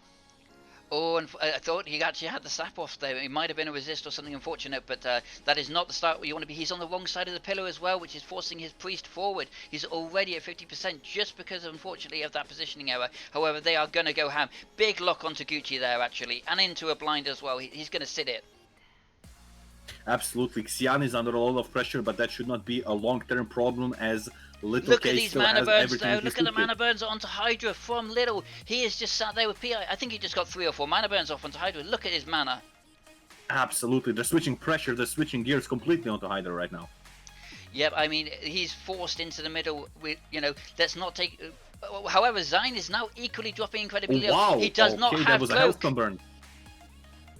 Pain suppression is up on him. He's got no cloak. He's got evasion. He's got kick. This is a full kidney onto Hydra though. However, he's living quite comfortably. I think he has still got stone form though, and he has got desperate prayer. I mean, he's looking relatively healthy. That was a shadow of death onto him. He goes down because the previous burn. Oh wow, that was clutch from Hydra. So we have now got Hydra going through, and we have unfortunately got Little, Zyne, and Zy going to be knocked out from the tournament. However, I mean, that was still a good game, and they obviously lost to, people that were playing fantastically well. Now, we've got the Warrior back as well. This is what we wanted to see. There we go. Exactly. Here is the Warrior Druid Mage versus the Alastor's team playing the same thing Gucci did just previous match. Yeah, I mean, this is what we obviously want, or you want to see at least, Farks, is you want to see the Warrior, and we've got exactly what we wanted. I think this is going to certainly looks better for the Warrior team here. Absolutely. The Dragons team, aka the Warrior team, has been decimated by Mirr completely. They went for the Warrior first game, absolutely destroyed him. The second game they went for the Druid, completely deleted him. They didn't have any chance. It was almost watching a fish on dry land. Right now we're looking at Warrior going into a Warlock, which is actually going to be interesting. I do not know the Warrior spec. Is he going for sweeping strikes or not? But it is going to be extra hard to kill the pet, considering he has 2 healers. Nonetheless, if he does sit on that Warlock, the Warlock is going to have an immense hard time to really keep the fears on that. So I'm really looking forward to this game. Yeah, I mean, if it was you on this Warrior, what would you be doing? Would you go for the Flurry? Would you go for the Endless Rage? What would your gut feeling be going? There are typically fundamentally two specs that you kind of want to go for. One of them would be with sweeping strikes, where you just sit in Berserker stance, and where you would kind of go opt for a Frenzy, and another one is just your straight down Endless Range and Tactical Mastery. From what I can see right now, this person is running the typical endless rage build, which means no crazy sweeping strikes. Oh man, I'm disappointed. I like to see the sweeping strikes. But going straight back into this game now, I mean, it's going to take a little bit of time, guys, so forgive us for talking over the actual gameplay, but this is a lot of damage coming now, pushing onto Dragon himself. Absolutely, Dragon is taking a lot of damage, but look at his rage. He did pop Berserker Rage, and he does still have Fear available. He has a lot of rage now, which he can spend. Beethoven is under... Beethoven is receiving a lot of damage right now, right there. And if... Oh, Tornado Blast! Oh, Tornado and look everybody! At the go. Oh, but unfortunately, it looks like that Dragon is going to get punished heavily for that. That is a very aggressive intercept onto the Druid as well from him. I mean, he's absolutely in Africa right now, just smacking the pet. And big heals onto Beto. I think that... I think that Tornado just absolutely ruined his day, unfortunately. But there was a lot of damage back onto the Druid, and the Druid is looking like he's going to go down. I don't think he has NS left or anything. The damage is coming through. What can he do? Big lock onto the Priest. Actually, Not a lot. He's very, very low right now behind the pillar and gets Cone of Cold. You do not see that every day.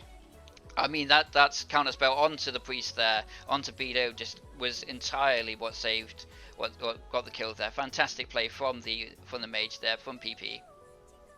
Let's see the damage right now. Yes, the Warrior was not on top of the damage meters there. But then again, the Mage really kicked it in at the end. There was some beautiful Cone of Cold at the end to get a kill. Well, this is what I was thinking this just halfway through the match. They haven't, if he can just sit on the Priest as the Warrior and they don't peel him off, they've got no way of removing his stacks of Sunder Armor. He gets 5 stacks of Sunder Armor on that Priest, and that Priest isn't paper anymore. He's just a film with, I don't know, greaseproof paper. There's nothing left that he could do, and he'll just, they can't bop it off, and the Sunder shouldn't be stopping. So, I think the later it goes, the more this Warrior is just going to start pounding into the Priest, I think. From the chat is saying that they should go for the Soldier and Mana Burn the blue. So basically the Chinese meta would be that they should focus down the Warrior and Mana Burn the Mage. Interesting approach. What do you make of that?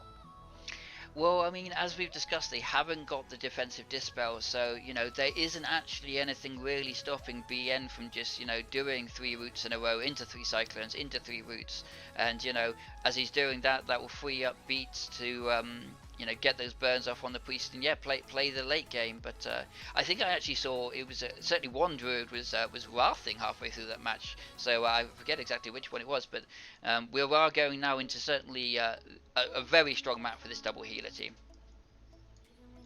Absolutely, much stronger map. The tornadoes were all over the places. Oh, that was one of the best tornadoes I think we've seen. By far. That was a clip-worthy moment right there. when 5 people are getting hit by a tornado, what more do you want? Apart from... Mind you, they do hefty damage as well. They do 2k damage per pop, but it does not matter as we're going into the Blade Edge, middle of the map. Exactly, and we've got a little bit of a slow start here from the Warrior. He's just looking for the charge. He can't get it, but he's still going to stay mounted. And it looks like they're actually swapping targets. They're going to go straight onto the Warlock as opposed to the Priest. They should not let this Druid and Priest cross the map, though. They cannot let him. And onto the Druid, actually. Druid is now in a very, very sacrificial position. Death Coil onto the Warriors. He's beginning to take damage. Absolutely, he has a lot of rage to spend. He cannot afford to stand stats, so right now that's going to be costly. He needs to dish that damage out right now, but he is going to connect his stance. He's not stand dancing, he's target switching, but that was a clone, interestingly enough, that almost was not beneficial for his current position. But he is going back onto the Druid, who is constantly switching back and forth, and he just cannot connect for the love of his life. Yeah, this Druid is playing some very, very risky play here with lots of aggression, and but it seems to be paying off. He looks very, very comfortable health-wise, and he is really stopping the crowd control coming in from the opposing Druid. Big damage onto BN now. That is a half-health Druid. He has got NS, though. And that's for the HP. Yep, and good peels as we're taking it downstairs. Does the Warrior jump, or I think the Warrior needs to wait and get healed up a little bit before he can go anywhere. Oh, there was a beautiful Frost Snow and jump down right there. Positioning-wise, that was perfect. Yeah, and they're back onto the Druid again. BN taking a lot of damage. The Mage is with him as well. PP is doing some very nice damage. A big fear, though, onto PP, knocking him all the way and cleaning everyone away. So BN is now going to be fully healed, with the Warrior dropping down actually to half HP. Cyclone Yes, and onto he's right Dragon now in though. the clone. So are they gonna make something out of this? He goes out of the clone, and by the looks of it, he is keeping some of the pressure on him, but he's going to be fine. Yeah, but he's down to half HP with Moonfire's coming on, dropping down very, very low. Shield Reflect used by Dragon, but I think he's going to go down and die. Unfortunately, there comes the Swift Mend.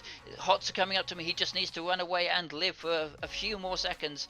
But on the opposite But side, look at Alastor. Warlock, Alastor is really, really low right now, and he is on him. He does have that Berserker Rage. fell down to second pet. It looked like his first one had actually died, but the positioning from the Warrior Mage right now is very, very good. However, PP's mana is pretty low. A nice pummel onto that Fear. And here is the value of the warrior finally kicking in. He's trying to create as much pressure as he can. There is almost no mana on BMP and Battlewind right now. Alastor also needs to tap. He's really low. It all depends what can Dragon do with his warrior, how much pressure he can put. We can see that PP is also evocating. The mage is going to come back and going to put even more pressure. The BMP, the Druid, almost no mana. Beta with the Priest, almost no mana. It all depends right now what can they do. It looks like he's rooted down there and he's trying to put pressure on the pet as well. The pet is getting hell funneled. He's going up right there, and this is the moment of execution for their team. Yeah, I mean, leaving PP to do a full evocation was, you know, an absolute wet dream here for the mage. It gives him the full go round again, and you know, we've just got the polymorphs onto Alastor, and the damage is now going to be able to pump. He's got the mana back. He can do the frostbots. He can do the ice lances. He's got everything he wants. His toy box is full of toys again. First lance, second lance, third lance, execute range, and down. And Ice Lance is balanced, ladies and gentlemen. Ice Lance is balanced. Oh no, but absolutely, yeah. Go. They had absolutely no mana at the end, no mana whatsoever. Polymorph on the Warlock, Noah into Ice Lance, execute to finish it off. Beautiful. I mean, I was surprised that he lived as long as he did. There was an absolutely beautiful moment when they were on the Warlock, and they did a counter spell on the Priest's first Greater Heal. He then tries to do a second Greater Heal, which is intercepted from Dragon, and then he tries to do a third Greater Heal, and then he gets hit by a Polymorph, and the man can just not get these heals off. It was, you know, it's a beautiful chain of CC that even wasn't even needed at the end of the day. You know, I think allowing that evocation to go off for the mage was just the real mistake they made there. Is up on the stage. He is playing currently Undead Rogue. He's representing the Horde, and we have Durant on the Rogue, an absolutely amazing Chinese Rogue as we have seen before, probably one of the best Chinese Rogues that they can offer. Absolutely amazing execution. And this is RLP against RMP. Caitlin, what is your opinion on this matchup? I mean, I've got to sort of give it to the Chinese team at this point in time. I think playing the Alliance side, you've got the Perception, you've got the Stoneform. We've seen how powerful Stoneform can be for keeping these priests alive. You know, I just think that the Alliance have the opportunity to kill Chaz, and I don't think that Mirr's team has the opportunity to kill Quinn. But we will see it. I'm sure there's going to be some surprises coming, and you know, it's on the best arena as well. So I think we're going to see some hyper aggression this game. Absolutely. This is the winner's final. This is take it all or lose it all.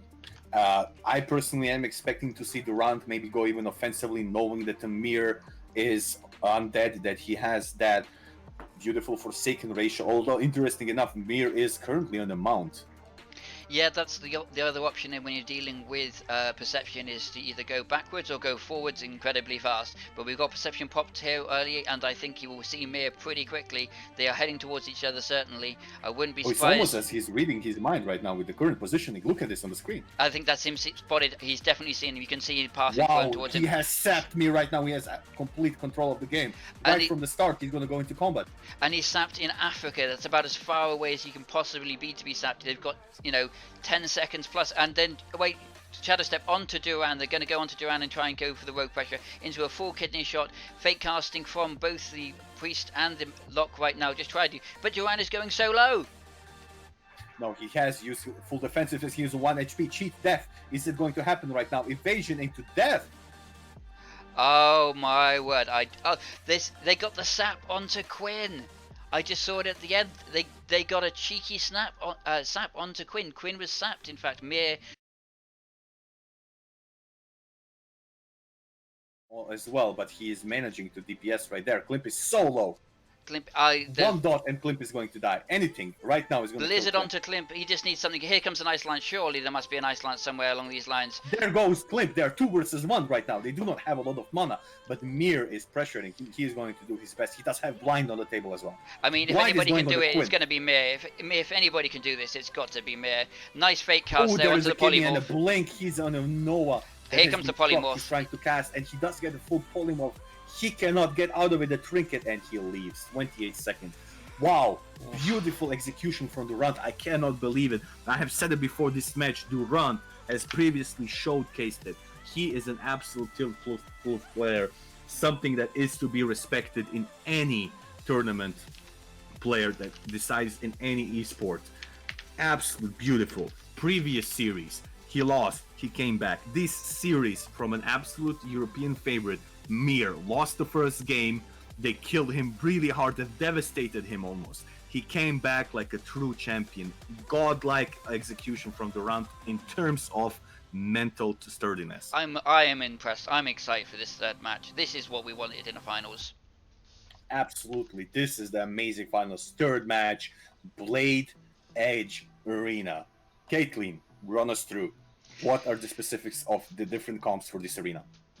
Well, I mean, it's Blade's Edge, so I've always got to give it a little bit to the Warlock just because of the line of sight. There's so much line of sight out there. You know, they can, you know, the dots don't need it, but, you know, I wouldn't be surprised if we don't see the RMP really trying to rush in and go for that aggressive play. And also, you know, it comes down again, does he get the sap? If he gets the sap as well as he did in the first game, that can be such a deciding factor. That's the way you want to start.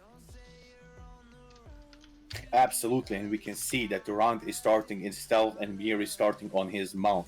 I also expect, hopefully, that we're going to see some kind of mind games going from these two rogues.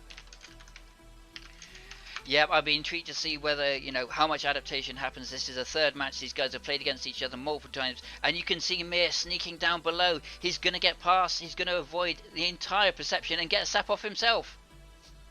Absolutely, Perception has 7 seconds left. Durant is coming from behind, but Mirr is on opposite side of the arena, 3 seconds, and there is a sap opening. They've opened straight onto Quinn. They're looking for that aggression onto him again, taking advantage of the ratios they got, or the lack of ratios from Chaz himself. But back onto Durant himself. Can he deal with the pressure? Very nice polymorph. Full kidney onto Durant. He's not popping any cooldowns right now. He must be feeling quite healthy and quite safe, actually. Absolutely, look at that beautiful execution right there. Durant is in. Oh, he Almost gets like, feared. I He would gets say. feared down. Oh, it's a very. That is one of the problems with staying on the edge along with fear. But I think it's just becoming a case of hitting rogues currently as they're trying to get back onto Chazzy. But Chazzy is just line of sighting beautifully downstairs. Absolutely, it looks like rogue versus rogue action right here. Durant is in full kidney, which is going to trinket. Now it's pressure on Mirr again. Durant has PS, and Mirr is going down as well. Mirr is the one who trinketing. This is insane. Look at the shadow step Mirr behind the. He's going to get stealth. Yeah, we've got a shadow step blind from Mirr onto Quinn, but he's not been able to take advantage of it. Back into the sap. Really, really nice sap again, using the tactic they used the first one. However, again, Durant is adapting. He's learned from the first game. He's not going to be necessarily taken down quite as easily. Oh, Well, he gets to Durant in a cheap shot, and Shadowbird death coming from Chaz. What an absolute, what a time. Oh, I mean, I thought as soon as they both vanished, I thought in my head, surely Durant's going to be able to get that. He's going to have perception back up. But no, Mirr is just that fast with the buttons. When you've played, you know, Rogue, I mean, he's notorious. If you talk to the Rogue community, if you speak to anybody, the last person you want to go into sort of a vanish challenge with is Mirr. He is just so quick with those cheap shots, so quick with those saps. Oh, here we go. There we go. Gucci, Raiva, and Tazar. Oh into the Dragon's team. Next level. Okay, so they have swapped out Hydra and they've gone for Gucci. They've gone for the full. Oh, you've got to be thinking that Dragon is going to have a bad time here. Dragon is absolutely having a really bad time. We're talking about cyclones, roots, polymorphs, more roots. We're talking about even potentially death coil that is going to stick on him. He is going to have a tremendously bad time. He is playing Gnome. He does have the Gnome ratio. But that Gnome ratio does not mean much when you're against 3 targets that have some form of CC. Yeah, I think we're going to have to see some very aggressive play here from Monster and PP as well. You know, we've got to see those feral charges stopping the CC coming onto Dragon, and likewise, I think we've got to see some. Uh, yeah, we've got to see we've got to see some counter spells, and I mean, to be fair, with his team himself, they don't have much really a solid defensive dispel apart from Devour, so equally PP can be controlling. But here we go into this first match in Ruins of Lord. Here we go, the match is starting. Let's go right into it. Curse of Exhaustion right on the Dragon into Nova, and absolutely no damage coming out from the warrior. You hate to see it. Yeah, he's just sat there looking very sad, and there's just a frostbite off of the frostbite into polymorph. Dragon is just sat there. You can take his hands off his keyboard for the next 20 seconds and it'll be okay. Yeah, absolutely. You can see a full role-playing session coming from the Lone Warrior role-playing as an Elven Forest sheep right there into a Cyclone. There is no pressure right now coming from the Dragon's team whatsoever. If anything, it's PPDD that's under the pressure. Yeah, I mean, we can see again as well Gucci just feeling very, very stylish here with his, jumping in and out, cyclones, pounces, everything you want to be seeing. Nice little fake cast there from Gucci onto the cyclone. But Tarza is taking damage, and at some point, Dragon is now actually free. He's going to unleash the dragon. The Chinese dragon is coming here, and hopefully he's going to do some smashing. And role-playing Elven Forest again. Okay, yeah, no, he's not a dragon anymore. He's now just a sheep. But in 30 seconds, the Chinese dragon is going to come back, and maybe he hit somebody as well. To be fair, though, it's not like it's not as if River and Gucci are doing too much. I mean, River is at least keeping his mana high. Now he has almost full mana bar with evocation on his table. Yeah, I think Monster actually was a big call into Monster. I think this is going to be some damage. Fear onto him as well if he goes in the wrong direction. Barkskin from Monster, a big Incinerate as well. Feral charge into Bash, but Dragon is back. We have actually got Dragon back for so far. There's no polymorph, there's no cyclone. He gets actually smashing. If he wants to use this trinket at some point, I think it's gonna be now. Here comes the first polymorph. Oh, blanket control. Oh, very, very nice damage there with the first block. Are we going to see a fear here from Dragon? Oh, and there's the first polymorph. And Dragon is turned into an Elven Forest role player again, and there is going to be another polymorph because he already used CS, so they're going to lose even more tempo while we speak about it.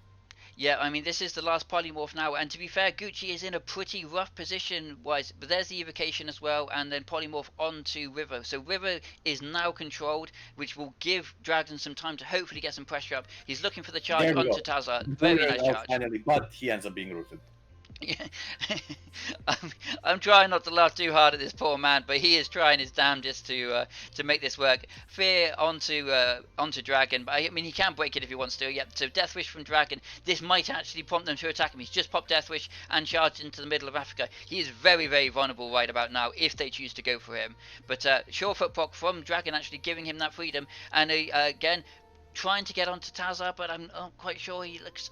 Oh, nice. Here comes the damage onto River. River is actually locked onto his Arcane. He can't blink. But yeah, no, here comes polymorph. But he does not need to because he's going to repolymorph perfectly to half duration onto him. I really hope Dragon was not born in the Chinese Year of the Sheep, because that's where he's spending this match. But that would be absolutely hilarious, yes. But Monster is doing really, really well on mana. So is PPDD. Like, these mana values are absolutely through the roof. If anything, we're looking at a really, really long match. Yeah, but you've got to think at some point. I mean, both innovates have been used by Gucci and Monster. We've got pretty much everything on everybody at this point in time, and we've got the new fear coming up for Dragon. If Dragon can use that fear onto Gucci in the right time, or onto River and stop the polymorphs, he doesn't need that much of an opening, to be honest. He doesn't need that long to be hitting to get the kills. But here's the pressure onto Monster, but also, again, here comes the... Oh, looks like Tazar is under oppression right now. Yep, we've got a Cyclone onto... first Cyclone onto Dragon again as it's cycled around. Big poly onto River, giving a little bit of time, but this is control again constantly onto Dragon. Oh, PPDD fails to polymorph and he gets feared into full duration. He's not in a good position either. And he gets turned into sheep. This man. Oh, PP. Oh, very aggressive blink, aggressive blink, but he's not in a good position. A little bit over there. That's the code snap for PPD. Well, oh, Tazar has been rooted over there, but he can still connect on the Monster ever so slightly. Yeah, I mean, if Dragon just could get to him right now, he'd be in a very good position, quite far away from his healer. But yeah, Monster, you can just see taking the damage slowly. I mean, I think River is playing this very, very smart. He knows that he could risk mana, so he's being very, very careful. But PPDD is actually very low on mana, very low on HP. PDD is a really bad position right now. Very, very bad. There is a drain, and he goes down with the drain. Oh, there finally gets the kill. Oh, I mean, my heart is just bleeding for Dragon right now. He is trying his hardest, but you know, what are you gonna do? What are you gonna do? But I mean that as well. This is the thing, is I think this is the best arena for them as well. I'm not quite sure where they're gonna go from here. Wow. How do they, how do they fix this? That is you're absolutely right. That is by far the best arena for them. Unless they're going to sub something out or change something around drastically, I do not see how sadly we cannot see the full damage 38k. We cannot see the full damage value. I missed Dragon's damage. I was gonna guess at 5k for the whole thing. That was Yeah, we have been talking about this Evelyn role-playing sheeps, and those polymorphs are absolutely insane. I mean, thank you for the sub, poor Cargas, little man. Dome right there Love you, couldn't even really participate in the match. They're fighting for that loser bracket final spot to potentially go into the grand finals. This is the second match. Dragon decides to play the same comp. Warrior, Druid, Mage, and Riva and Gucci are still sticking to the same comp. There have been no changes made whatsoever. We are on the most RNG map completely. Let's see if Tornadoes are going to be on the Dragon side or not. Well, maybe this is when we're going to see that 200 IQ play, when Dragon gets hit by a tornado and buffered into the target he wants to be hit. Maybe that's what we're going to be seeing. But I mean, the game was longer as well, considerably longer than I expected, and I was very impressed, particularly with River's mana control. He still ended what was close to an 8-minute match, and he was still finishing it with a good 40-50% mana. 100% agree. What Riva did with his mana control has been the best so far we have seen in this tournament from any mage. Oh yeah, definitely. I mean, given the amount of people that are certainly criticizing it and noticing it as a weakness, as you said yourself, the Chinese chat themselves were identifying it as a weakness. They were pointing out how vulnerable mages are. But here we go, entering into Nagrand Arena. Oh, Warrior goes in the middle of the map. That is actually really, really scary.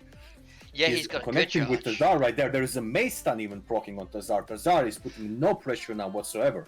And they've actually got to see us onto the polymorph from River, so this pressure is going to continue. He's going to pop his trinket. Tazar I think he needs to do everything. Range. Can he connect? He needs to do everything right about now. He hasn't got. Are we expecting bash onto Gucci as well? It's going to be a cyclone onto Gucci unless he gets TS. He's going to have to trinket from Gucci. Gucci trinketing, and then hopefully going to see a cyclone onto the monster, stopping the CSs. But damage coming onto Dragon as he flees backwards towards. Very, very good play here. Fantastic aggression early on from Dragon's team. Absolutely. They started really, really aggressively, but lost a lot of tempo. And here is Gucci, feral charging, going for the... Wow, look at the arcane missile. This is very dangerous right now. I think I hope he has a block. He hasn't got a block, actually. He hasn't got... Oh, he just used it, so that's the reason it's on cooldown. But we've got full CCs onto Monster. And down he goes. Oh, and there's Tornado. And just tornado for... action Tornado, yeah. well. Just for the BM. I mean, on a scale of 1 to 10 of improvement from game 1 to game 2, Gucci that was... play was absolutely tremendous. He feral charge onto a bash, into a cyclone, and then cross cyclones the mage into execute play from the Pet Nova Icelands. What a magnificent, beautiful display of skill. Well, okay, Durant is running RLP into, wow, double healer. Oh, they're feeling strong with that double healer. Okay, I stand corrected then. But this double healer is going to be Gucci and Hydra on Blade Edge, which is a map in their favor. But this is also the first time we've seen Durant running with their lock. We haven't seen their lock so far today. We haven't seen Hato play.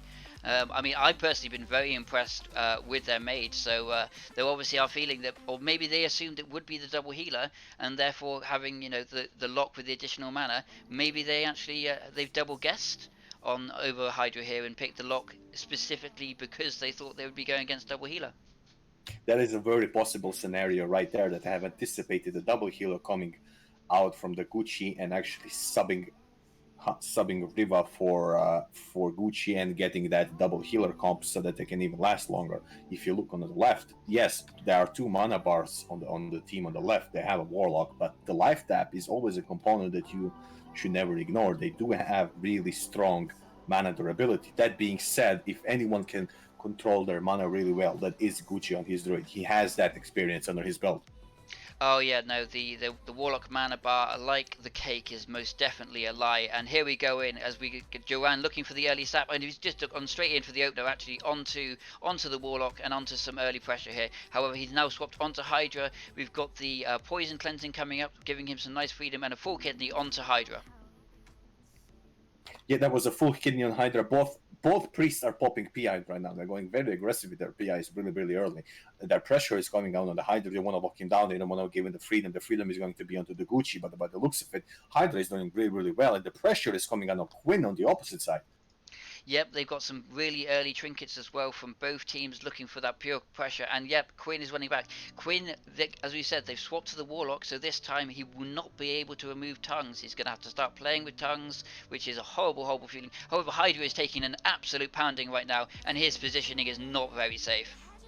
But he did manage to get a crucial fear out. Look at the position from the wrong. He's running all the way to Timbuktu.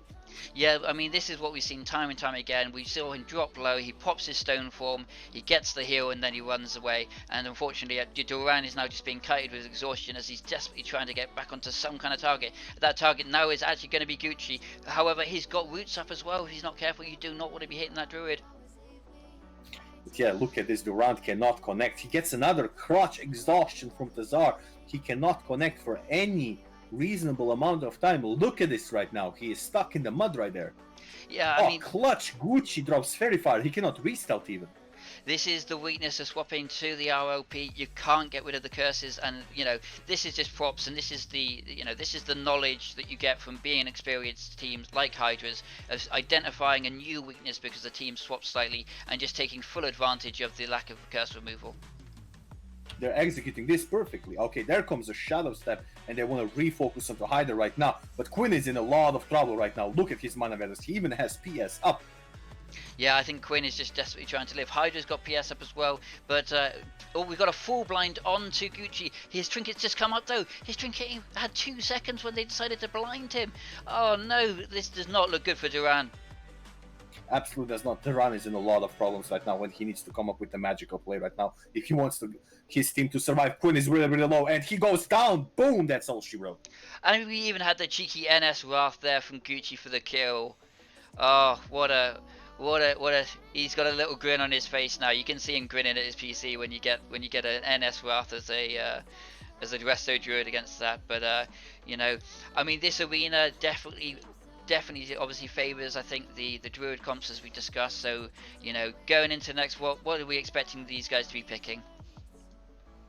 I believe by the rules of the tournament, they cannot swap mid-series. They can only swap. Sorry, I'm still going arena-wise. Sorry, apologies. Arena-wise, it has to be Lord Durant. There's no other way around it. It has to be Lord Durant, right? Let's think about it straight. I'm not saying that we are rank 1 or gladiator players, but think about it. Well, speak for yourself. Thank you very much. If you're a Ruthless team and you're getting carted high, you cannot take the grant. There is just too much RNG. There is way too much RNG involved in that play. What you want to do is secure that win. You have to go on the Lord Durant. So this is going to be this is game 2, isn't it? Yes, this is game 2, and apparently this is Ruins of Lordaeron. They picked Ruins of Lordaeron. They are absolutely not going to risk it whatsoever. They are going for that W for sure. Yep. Well, as you said, it definitely on paper it's the one that we would have expected them to see, and certainly the one you called. So, 10 points to Gryffindor for you, sir. Yeah, we take those. Fuck Slytherin. Absolutely.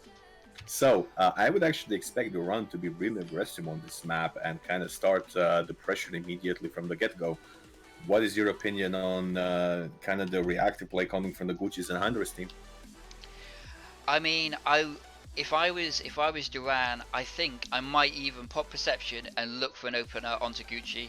And to that end, I wouldn't be surprised if we didn't see Gucci and Hydra playing a little bit defensively. But equally, I don't necessarily think that's their play style. You know, Hydra likes his aggression, so you know, going straight into the middle is it's certainly a very Hydra thing to do, I think. Yeah, that is very hard, I think, to go in the mid. By the way, there we see Durant going on the right-hand side from his point of view. He is opening without any human racials. He's waiting it out, really. Gucci is right there sitting in the Hellfire in stealth. He's not risking it whatsoever. Yeah, well, they've got the paranoia and the perception on Tazar at the moment, so they definitely sort of win on the stealth detection front. But we're actually seeing the turtle from the Durant's team. I think he's just trying to desperately look for Oh, he's somebody. been found with the Noah. Oh no, he got caught. Oh, that is not the start you wanted. And here come the dots onto Durant. Again, he's on the opposite side. He's going to get bashed here. That is not where you want to be. His healer's on the wrong side of the tomb. Is very dangerous here. Early trinket from Durant. He's now into a coil and he's trying to go back onto Hydra. Absolutely, look at that fear. It has been cleaned though. He's trying to keep as much pressure as he has. He has no trinket though. He does have cloak, which he is going to use preferably when he hits about 50% mark, or maybe possibly to reset. They're trying to keep as much pressure as they can on Hydra. They don't want to let him go. He does have crippling poison. Is being removed. Slippery Hydra is trying to get away actually. But he is getting mana burned hard. But Quinn is going down. Quinn is about. Oh my. I was about to. Twice. I was about to say Quinn was absolutely decimating with the mana burns, but he seemed to think only about the blue bar and not about the green one at this point. But I mean, well, fair enough. Fair enough. That was just. Have you caught that? He died somehow. Something happened to him and he died. I was for a moment, I believe I was the one tunnel visioning a little bit on the positioning from Hydra, but it just happened. It almost like out of nowhere. Yeah, the one thing just went down, completely deleted. I mean, as I said, I could see him getting some very nice aggressive mana burns onto Hydra. I was thinking, you know, this is a good start for him, and then something happened to him. I got to think, you know, an Incinerate crit, maybe a Nightfall proc as well for an instant Shadow Bolt, and then you know, as we saw in the previous match, you know, Gucci does like to go offensive if he can. You know, maybe a Starfire into an NSR, something like that. But we can check the board, we can clip it or something like that, and maybe try and work out. Someone in my chat is also saying that they have not caught it either, so it's not just the two of us. Okay, there's at least three of us. The viewers as well haven't seen it, but guys, listen up. Everyone who's new or who has been here for a while, we have been running this tournament, well, at least trying to form a viewing party for over 3 hours right now. And we're reaching the grand finals, guys. It's going to be Mirr's team against Hydra's team in the grand finals. So we have got Mirr playing the RLP, and then, yep, they've gone for the double healer. We've got the double healer Gucci, Hydra, and Tazar. So we're in the grand. Yeah, well, I think the first map's random, I believe, and then as you said, I think first map is random, and then loser picks after that, if I'm correct. But again, well, to my surprise as well, they've actually stuck with the undead. They've stuck with Horde. Yes, they are Horde. I don't know what are the exact rules. I believe maybe they're not allowed to get the alliance or not. But at this point, it actually kind of works into their favor. Looking at the Gucci's team, considering they have both Priest and Warlock, Hydra and Tazar right there, and we're on a grand. This is going to be really, really interesting. We have seen Mirr playing RLP into this exact comp on this exact map previously against a Chinese team. They have completely devastated the Druid. The Druid has been completely deleted, but this time the Druid is being piloted by Gucci. Do you think we're going to see any difference? I'm most interested to see what target they go on. As we said, you know, I think Hydra is a very, very tricky target to go on as a Dwarf Priest. But equally, you know, I think Gucci's play this tournament has been absolutely spectacular, and his movement has been nearly flawless. So, you know, no target here is going to be easy for the RLP. Absolutely, and he opens on the Gucci right away. He managed to find him. Oh, that is about as good a start as you can possibly want. I don't know whether he's going to sit the kidney or whether he's going to drink it. He's just going to take the pure damage. We've got PI coming up onto Hydra just for these additional heals, but he is already dropping so low. He's very low right now. He got NS already behind the pillar, but look at this. He's in full fear. They'll lose the tempo right now. Really, really good fear though from Hydra, knocking Mirr all the way to Africa. But it looks like Mirr is actually sitting the fear and choosing not to use his Will of Forsaken Sake. He thinks of something later. But the pressure is now coming onto Chazzy as well. So those a really good bash there from Gucci, holding him still so he can't deal with the growing dots. But again, really nice fear from Chazzy, giving him a bit of freedom, and he's actually free to cast right now. Yeah, Tazar is even casting Immolate. It was a very hard Immolate with Curse of Tongues, but they want to keep pressure as much as they can. Obviously, pressure is on Gucci right now, but there is a fear. Now he uses Wills of Forsaken, goes for a sprint. He does not want to let Gucci run away. Gucci around the pillar. Was that tornado? Oh, there's a tornado! Wow! Mirr is losing all of the pressure right now. Bear form back in the middle. He cannot connect with Gucci properly whatsoever. Resist on kidney shot as well from Gucci, and that tornado I think has just, if anything, that is a deciding factor in this match. And we now have Bartskin back up on Gucci as well, so he's going to be very, very safe. However, we are seeing Mirr slowly run out of cooldowns. I think he's got blind and maybe one used preparation. He's got blind, no sprint. He's got only blind left so far. And again, we're seeing this very classic Gucci play style of just aggression, keeping Mirr in combat, not letting him Look at the mana bars. Caitlyn Chasp is running really, really low at this point. He has no Shadow Fiend. He's almost at this point, whereas Gucci is going to support his team to best of his capability. He has Bash, Feral charges up, even Barkskin with Nature Grasp, and they are going to go on a Mirror by the looks of it. Yeah, again, you know, we're seeing this time again, these brilliant feral charges from Gucci, just holding people in place and stopping them doing what they want. Chas is even getting a sneaky little drink off as Mirr is bashed with dots coming up onto him. I mean, they've got to look for something a little bit unique at this point. I'm even looking at Tarza. Is the kill possibility there with a banish? Can they get the Warlock? But we will see what happens in the next 30 seconds or so. Otherwise, I think it will go to the double healer.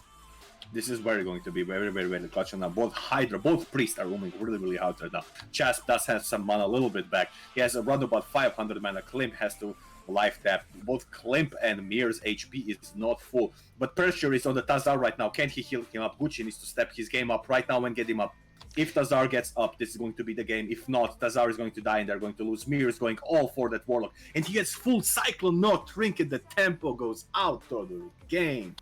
Yeah, no, fantastic play again from Gucci. You know, I think that was their last chance in many ways. You know, Chaz has still got cooldowns, but he's the only one. You know, Mirr has basically got nothing left. Though he has got blind coming up, and he's got another fantastic zap onto Hydra. He can blind Hydra after this soon as well. This will be a full fear into hopefully a blind for Mirr. This is their opportunity now. Can they get Tazar in this moment, or are they going to lose this match?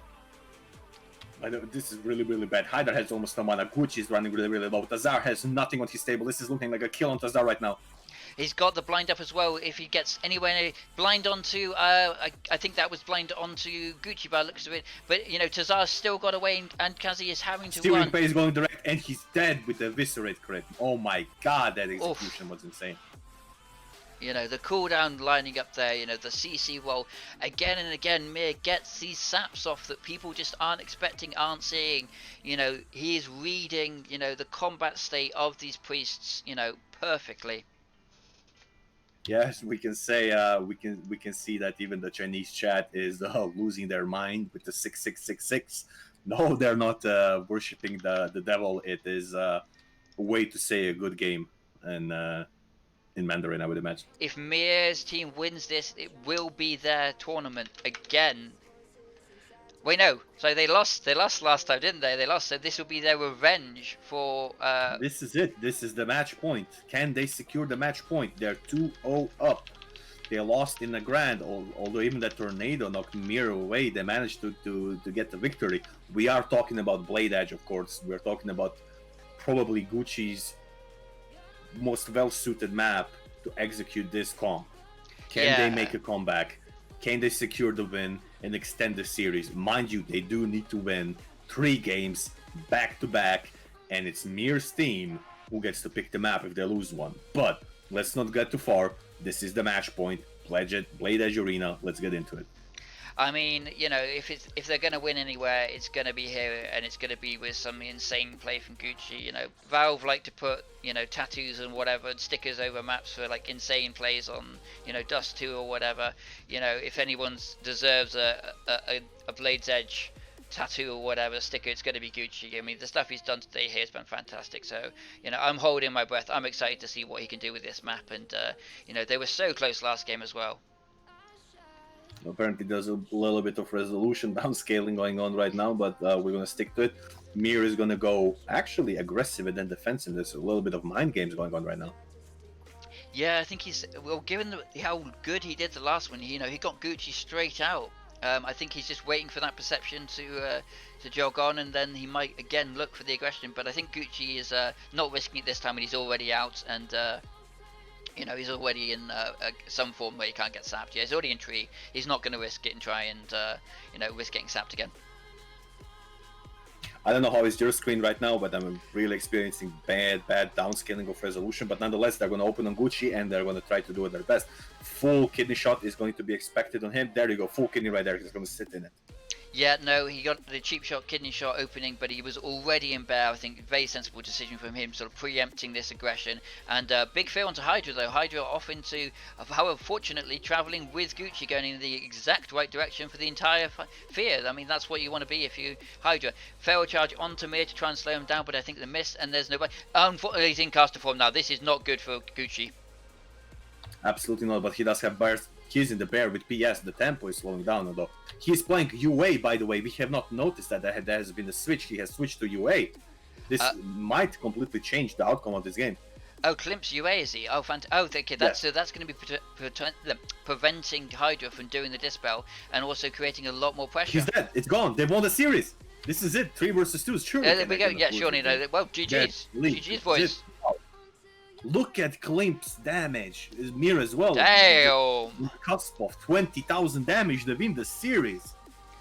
I mean, I was not expecting that UA swap, but absolutely 5-head play from them. They're 3-0 and they won the series. This is it. Mirr beat Hydra. Well, yeah. So it was winning. Your winners are Gucci. So not Gucci. Hydra, Klimp, Chazzy, and then I don't know who their fourth was. Who was their fourth? Did they use a fourth, or did they? I believe we have not seen the fourth one. I assume it was a mage of some description. Might have been Leaks. I have a feeling it was Leaks. But or Leaky. I could. There you go. Official congratulations are going in from the tournament host, and it's been confirmed. Mirr is. Yeah, it's been littleKe, by the way. Yeah, who has played on that team, and it's being confirmed that Mirr is the champion. He won. Yeah, well, congratulations to the four of them. Commiserations, obviously, to Hydra. But you know, as I said, all this does is prove that we need a third tournament so these guys can get to another grand final, and we can actually work out. You know, we don't want to see Colin McGregor versus Logan Paul. We want to see Mirr versus Hydra a third time.